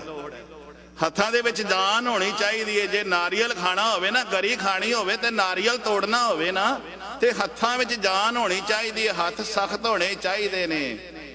ਇਹ ਭਾਈ ਗੁਰਦਾਸ ਜੀ ਇਸ਼ਾਰਾ ਦੇ ਰਹੇ ਨੇ, ਉਹ ਗੁਰੂ ਕੇ ਸਿੱਖੋ, ਤੁਸੀਂ ਇਹ ਮਤ ਜਾਣੋ ਕਿ ਹਰਗੋਬਿੰਦ ਸਾਹਿਬ ਮਹਾਰਾਜ ਨੇ 2 ਕਿਰਪਾਨਾਂ ਧਾਰਨ ਕਿਉਂ ਕਰ ਦਿੱਤੀਆਂ ਨੇ। ਭਾਈ ਗੁਰਦਾਸ ਜੀ ਉਹ ਸ਼ੰਕੇ ਕੱਢਦੇ ਨੇ, ਕਹਿੰਦੇ ਨੇ ਜਿਉਂ ਕਰ ਖੂਹੋਂ ਨਿਕਲੈ ਗਲ ਬੱਧੇ ਪਾਣੀ, ਜਿਉਂ ਮਣ ਕਾਲੇ ਸੱਪ ਸਿਰ ਹੱਥ ਦੇ ਨਾ। ਹੱਥ ਨਹੀਂ ਲਾਉਣ ਦਿੰਦਾ ਕਾਲਾ ਸੱਪ। ਕਾਲੇ ਸੱਪ ਦੇ ਮਣੀ ਹੁੰਦੀ ਹੈ, ਕਹਿੰਦੇ ਨੇ ਸਿਰ ਦੇ ਵਿੱਚ ਮਣੀ ਹੁੰਦੀ ਹੈ, ਤੇ ਜੇ ਕਾਲੇ ਸੱਪ ਦੇ ਕੋਲੋਂ ਮਣੀ ਲੈਣੀ ਹੋਵੇ ਤੇ ਫਿਰ ਕਾਲਾ ਸੱਪ ਹੱਥ ਐਵੇਂ ਲਾਉਣ ਦਿੰਦਾ। ਉਹਨੂੰ ਕਾਬੂ ਕਰਨ ਦਾ ਤਰੀਕਾ ਹੋਣਾ ਚਾਹੀਦਾ। ਕਾਲੇ ਸੱਪ ਦੇ ਕੋਲੋਂ ਮਣੀ ਲੈਣੀ ਹੈ ਤੇ ਕੋਈ ਤਰੀਕਾ ਵਰਤਣਾ ਹੀ ਪੈਣਾ ਹੈ। ਖੂਹ ਵਿੱਚੋਂ ਪਾਣੀ ਕੱਢਣਾ ਹੈ ਤੇ ਘੜੇ ਦੇ ਗਲ ਨੂੰ ਰੱਸੀ ਬੰਨਣੀ ਪੈਣੀ ਹੈ, ਡੋਲੇ ਨੂੰ ਰੱਸੀ ਬੰਨਣੀ ਪੈਣੀ ਹੈ। ਜੇ ਗਰੀ ਖਾਣੀ ਹੈ ਤੇ ਹੱਥ ਸਖਤ ਹੋਣੇ ਚਾਹੀਦੇ ਨੇ, ਨਾਰੀਅਲ ਤੋੜਨਾ ਹੀ ਪੈਣਾ ਹੈ। ਤੇ ਜੇ ਕਸਤੂਰੀ ਦਾ ਆਨੰਦ ਮਾਣਨਾ ਹੋਵੇ ਨਾ, ਕਸਤੂਰੀ ਜਿਹਨੂੰ ਕਹਿੰਦੇ ਨੇ, ਉਹ ਨਾਭੀ ਦੇ, ਹਰਨ ਦੀ ਨਾਭੀ ਦੇ ਵਿੱਚ ਹੁੰਦੀ ਹੈ। ਹਰਨ ਦੀ ਨਾਭੀ ਵਿੱਚ ਕਸਤੂਰੀ ਹੁੰਦੀ ਹੈ। ਤੇ ਜੇ ਕਸਤੂਰੀ ਦਾ ਆਨੰਦ ਮਾਣਨਾ ਹੋਵੇ ਤੇ ਹਰਨ ਨੂੰ ਕਾਬੂ ਕਰਨਾ ਹੀ ਪੈਣਾ ਹੈ। ਹੁਣ ਭਾਈ ਗੁਰਦਾਸ ਜੀ ਕੀ ਕਹਿੰਦੇ ਨੇ, ਤੇਲ ਤਿਲੋਂ ਨਾ ਨਿਕਲੈ। ਤੇਲ ਐਵੇਂ ਨਹੀਂ ਤਿਲਾਂ ਦੇ ਵਿੱਚੋਂ ਨਿਕਲਦਾ। ਤਿਲ ਪੀੜੇ ਕਹਾਣੀ, ਤਿਲਾਂ ਨੂੰ ਪਹਿਲਾਂ ਕਹਾਣੀ ਦੇ ਵਿੱਚ ਪਾ ਕੇ ਨਾ ਕੋਲੂ ਵਿੱਚ ਪੀੜਨਾ ਪੈਂਦਾ ਹੈ। ਤੇ ਜੇ ਕੋਲੂ ਵਿੱਚ ਤੇਲ ਪਾ ਕੇ ਤਿਲਾਂ ਨੂੰ ਪੀੜੀਏ ਤੇ ਫਿਰ ਕੋਲੂ ਦੇ ਵਿੱਚੋਂ ਤੇਲ ਵੱਖਰਾ ਕਰ ਦਿੰਦਾ ਤਿਲਾਂ ਦਾ, ਤੇ ਤੇਲ ਵੱਖਰਾ ਹੋ ਜਾਂਦਾ ਤੇ ਖਲ ਵੱਖਰੀ ਹੋ ਜਾਂਦੀ ਹੈ। ਪਰ ਜੇ ਕੋਲੂ ਦੇ ਵਿੱਚ ਤਿਲ ਤੇ ਪਾਈਏ ਨਾ ਤੇ ਕਹੀਏ ਤੇਲ ਨਿਕਲ ਆਵੇ, ਤੇਲ ਨਹੀਂ ਨਿਕਲ ਸਕਦਾ। ਕੋਲੂ ਵਿੱਚ ਤਿਲ ਪਾਉਣੇ ਪੈਣੇ ਨੇ ਤਾਂ ਜਾ ਕੇ ਤੇਲ ਨਿਕਲ ਸਕਦਾ ਹੈ। ਹੁਣ ਭਾਈ ਸਾਹਿਬ ਜੀ ਕੀ ਕਹਿੰਦੇ ਨੇ, ਜਿਉਂ ਮੂੰਹੋਂ ਭੰਨੈ ਗਰੀ ਦੇ ਨਲੀਏਰ ਨਿਸ਼ਾਨੀ, ਬੇਮੁਖਾਂ ਲੋਹਾ ਸਾਧੀਏ ਵਗਦੀ ਵਾਧਾਣੀ। ਪਰ ਜੇ ਭਾਈ, ਜੇ ਤੁਸੀਂ ਰਾਜ ਭਾਗ ਲੈਣਾ ਹੈ ਤੇ ਫਿਰ ਬੇਮੁਖ ਜਿਹੜੇ ਨੇ ਨਾ, ਰੱਬ ਤੋਂ ਬੇਮੁਖ ਹੋਏ ਨੇ ਨਾ, ਜਿਵੇਂ ਗਰੀ ਨਾਰੀਅਲ ਦਾ ਮੂੰਹ ਭੰਨਣਾ ਪੈਂਦਾ ਹੈ ਤੇ ਭੰਨੀਏ ਤੇ ਤਾਂ ਗਰੀ ਮਿਲਦੀ ਹੈ। ਤੇ ਜੇ ਤੁਸੀਂ ਆਪਣੇ ਹੱਕ ਲੈਣੇ ਚਾਹੁੰਦੇ ਹੋ ਨਾ, ਤੇ ਫਿਰ ਤੁਹਾਨੂੰ ਸ਼ਸਤਰ ਧਾਰਨ ਕਰਨੇ ਪੈਣੇ ਨੇ। ਫਿਰ ਸ਼ਸਤਰਾਂ ਦੀ ਲੋੜ ਪੈਣੀ ਹੈ। ਜੇ ਤੁਸੀਂ ਆਪਣੀ ਖੇਤੀ ਨੂੰ ਬਚਾਉਣਾ ਹੈ ਤੇ ਉਹਨੂੰ ਵਾੜ ਕਰਨੀ ਪੈਣੀ ਹੈ। ਤੇ ਜੇ ਵਾੜ ਨਾ ਕਰਾਂਗੇ ਖੇਤੀ ਨੂੰ ਤੇ ਫਿਰ ਤੇ ਜਿਹੜਾ ਮਰਜ਼ੀ ਆ ਕੇ ਉਹ ਜਾੜ ਜਾਏਗਾ ਜੀ। ਜਿਹੜਾ ਮਰਜ਼ੀ ਆ ਕੇ ਉਸ ਨੂੰ ਲੁੱਟ-ਪੁੱਟ ਲਏਗਾ। ਤੇ ਮੇਰੇ ਸਾਹਿਬ ਨੇ ਜੋ ਸਾਨੂੰ ਸੰਕੇਤ ਦਿੱਤੇ, ਭਾਈ ਗੁਰਦਾਸ ਜੀ ਨੇ ਉਹ ਸਾਨੂੰ ਬਿਲਕੁਲ ਐਨ ਕਲੀਅਰ ਕਰਕੇ ਦਿੱਤੇ ਨੇ। ਭਾਈ ਜੇ ਤੂੰ ਆਪਣੇ ਰਾਜ ਦੀ ਗੱਲ ਕਰਦਾ ਹੈ ਤੇ ਤੈਨੂੰ ਆਪਣੇ ਟਰੈਕ ਤੇ ਵੀ ਆਉਣਾ ਪੈਣਾ। ਤੈਨੂੰ ਸਿੱਖੀ ਦਾ ਕਨਸੈਪਟ ਜਿਹੜਾ ਹੈ ਨਾ, ਉਹ ਤੈਨੂੰ ਧਾਰਨ ਕਰਨਾ ਪੈਣਾ ਹੈ। ਅੱਜ ਅਸੀਂ ਰਾਜ ਦੀ ਗੱਲ ਕਰਦੇ ਹਾਂ, ਰਾਜ ਭਾਗ ਦੀ ਗੱਲ ਕਰਦੇ ਹਾਂ, ਆਪਣੇ ਹੱਕਾਂ ਦੀ ਗੱਲ ਕਰਦੇ ਹਾਂ। ਪਰ ਇੱਕ ਧਿਆਨ ਦਿਆ, ਜੇ ਅਸੀਂ ਆਪਣੇ ਹੱਕਾਂ ਦੀ ਗੱਲ ਕਰਦੇ ਹਾਂ, ਮੈਂ ਇੱਕ ਬੇਨਤੀ ਹੱਥ ਜੋੜ ਕੇ ਕਰਦੇ ਹਾਂ, ਜਿੰਨੇ ਆਪਾਂ ਆਪਣੇ ਹੱਕਾਂ ਦੀ ਗੱਲ ਕਰਦੇ ਹਾਂ, ਪਹਿਲਾਂ ਅਸੀਂ ਮਨੁੱਖ ਹੋ ਜਾਈਏ। ਉਹ ਜਿੰਨੇ ਅਸੀਂ ਸਿੱਖ ਹਾਂ ਨਾ, ਅਸੀਂ ਕਦੇ ਸਾਰੇ ਸਰੂਪ ਵਿੱਚ ਆ ਜਾਈਏ ਤੇ ਸਾਡੇ ਆਪਣੇ ਆਪ ਹੀ ਸਾਡਾ ਪ੍ਰਭਾਵ ਪੈ ਜਾਣਾ। ਪਰ ਅਸੀਂ ਤੇ ਹੈ ਬਹੁਤ ਹਾਂ, ਪਰ ਅਸੀਂ ਆਪਣੇ ਸਰੂਪ ਤੋਂ ਬਾਹਰ ਹੋਏ ਫਿਰਦੇ ਹਾਂ। ਸਾਡਾ ਸਰੂਪ ਹੀ ਨਹੀਂ ਹੈ।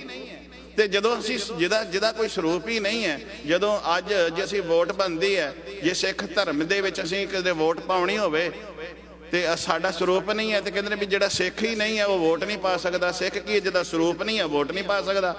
ਤੇ ਅਸੀਂ ਤੇ ਆਪਣੇ ਹੀ ਧਰਮ ਦੇ ਵਿੱਚੋਂ ਬਾਗੀ ਹੋ ਚੁੱਕੇ ਹਾਂ। ਵੋਟ ਪਾਉਣ ਦਾ ਸਾਨੂੰ ਅਧਿਕਾਰ ਨਹੀਂ ਰਹਿ ਗਿਆ।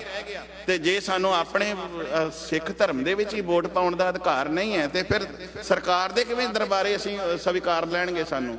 ਕਹਿਣ ਤੋਂ ਭਾਵ ਹੈ, ਜੇ ਅਸੀਂ ਆਪਣੇ ਹੱਕਾਂ ਦੀ ਰਾਜ ਦੀ ਗੱਲ ਕਰਦੇ ਹਾਂ ਤੇ ਫਿਰ ਤੁਹਾਨੂੰ ਗੁਰੂ ਗ੍ਰੰਥ ਸਾਹਿਬ ਮਹਾਰਾਜ ਦੇ ਕਨਸੈਪਟ ਨੂੰ ਸਮਝੋ। ਗੁਰੂ ਗ੍ਰੰਥ ਸਾਹਿਬ ਮਹਾਰਾਜ ਦਾ ਜੋ ਕਨਸੈਪਟ ਹੈ ਉਸ ਨੂੰ ਧਾਰਨ ਕਰੋ, ਤੇ ਜੋ ਭਾਈ ਗੁਰਦਾਸ ਜੀ ਨੇ ਕਿਹਾ ਹੈ ਉਸ ਨੂੰ ਆਪਣੇ ਅਮਲੀ ਜੀਵਨ ਦੇ ਵਿੱਚ ਜੀਵਿਓ। ਮੈਂ ਇੱਕ ਗੱਲ ਫਿਰ ਕਹਿ ਕੇ ਹੁਣ ਸਮਾਪਤੀ ਫਿਰ ਕਰਦਾ।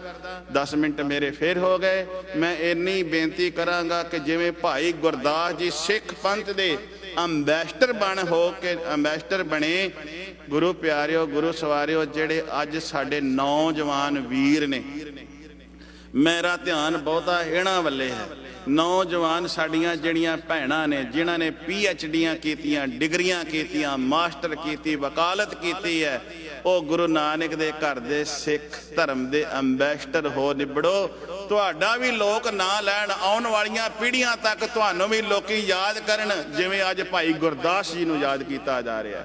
ਜਿਹੜੀਆਂ ਭੈਣਾਂ ਨੇ PhD ਕੀਤੀ ਹੈ, ਸਕਾਲਰ ਨੇ, ਉਹ ਗੁਰੂ ਗ੍ਰੰਥ ਸਾਹਿਬ ਮਹਾਰਾਜ ਤੇ ਵੀ PhD ਕਰਕੇ ਗੁਰੂ ਨਾਨਕ ਦੀ ਘਰ ਘਰ ਥਾਂ ਥਾਂ ਤੇ ਆਵਾਜ਼ ਪਹੁੰਚਾ ਦਿਓ ਕਿ ਗੁਰੂ ਨਾਨਕ ਦਾ ਧਰਮ ਆ ਕਹਿੰਦਾ ਹੈ, ਸਭ ਸਿੱਖਣ ਕੋ। ਜਦੋਂ ਅਸੀਂ ਕਹਿੰਦੇ ਆ ਨਾ ਗੁਰੂ ਮਾਨਿਓ ਗ੍ਰੰਥ, ਤੇ ਜਦੋਂ ਅਸੀਂ ਗੱਲ ਕਰਦੇ ਆ ਨਾ ਰਾਜ ਕਰੇਗਾ ਖਾਲਸਾ, ਤੇ ਇਹਨਾਂ ਨੂੰ ਕੀੜੀਆਂ ਚੜ ਜਾਂਦੀਆਂ ਨੇ, ਅੱਗ ਲੱਗ ਜਾਂਦੀ ਹੈ ਵੀ ਇਹ ਇੰਨੀ ਗੱਲ ਆਖਦੀ ਕਿਉਂ ਨੇ, ਰਾਜ ਕਰੇਗਾ ਖਾਲਸਾ, ਇਹ ਇੰਨੀ ਗੱਲ ਆਖਦੇ ਕਿਉਂ ਨੇ। ਇਹ ਜਿਹੜਾ ਕਨਸੈਪਟ ਹੈ, ਇਹਨਾਂ ਤੱਕ ਆਵਾਜ਼ ਪਹੁੰਚਾਓ।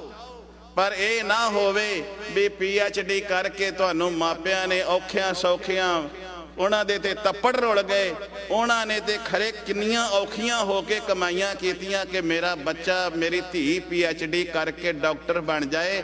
ਪਰ ਧੀ ਕਵੇ ਮੈਂ ਹੁਣ ਸਿੱਖ ਨਾਲ ਆਨੰਦ ਕਾਰਜ ਨਹੀਂ ਕਰਾਉਣਾ, ਮੈਂ ਤੇ ਗੁਜਰਾਤੀ ਨਾਲ, ਕਾਲੇ ਤੇ ਗੋਰੇ ਨਾਲ ਜਾਣਾ ਏ। ਤੇ ਗੁਰੂ ਪਿਆਰਿਓ, ਫਿਰ ਬੜੀ ਸ਼ਰਮਨਾਕ ਗੱਲ ਹੈ ਜੇ ਐਡੀ ਵੱਡੀ ਅਹੁਦੇ ਤੇ ਪਹੁੰਚ ਕੇ ਇਹੋ ਜਿਹੀ ਅਵਸਥਾ ਦੇ ਮਾਲਕ ਬਣ ਕੇ ਵੀ ਸਮਝ ਨਾ ਆਈ, ਤੇ ਸਮਝ ਲੈਣਾ ਫਿਰ ਸਾਡੇ ਕਰਮ ਹੀ ਮਾੜੇ ਹੋਣਗੇ, ਫਿਰ ਸਾਡੇ ਕਰਮ ਮਾੜੇ ਹੋਣਗੇ।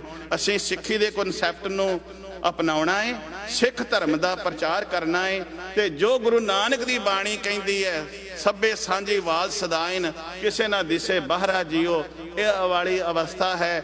ਜੋ ਰਾਜ ਕਰੇਗਾ ਖਾਲਸਾ, ਖਾਲਸਾ ਰਾਜ ਇਹ ਨਹੀਂ ਕਰਦਾ, ਕਿਸੇ ਖਿੱਤੇ ਦਾ ਰਾਜ ਨਹੀਂ ਚਾਹੀਦਾ ਸਾਨੂੰ ਤੇ ਰਾਜ ਸਿੱਖ ਧਰਮ ਨੂੰ ਚਾਹੀਦਾ ਹੈ। ਸਭ ਸੁਖਾਲੀ ਬੁੱਠੀਆਂ, ਸਾਰਾ ਸੁਖਾਲੀ ਤੋਂ ਭਾਵ ਹੈ ਸੁਖਾਲਾ ਰਾਜ, ਹਲੇਮੀ ਰਾਜ ਦੀ ਲੋੜ ਹੈ।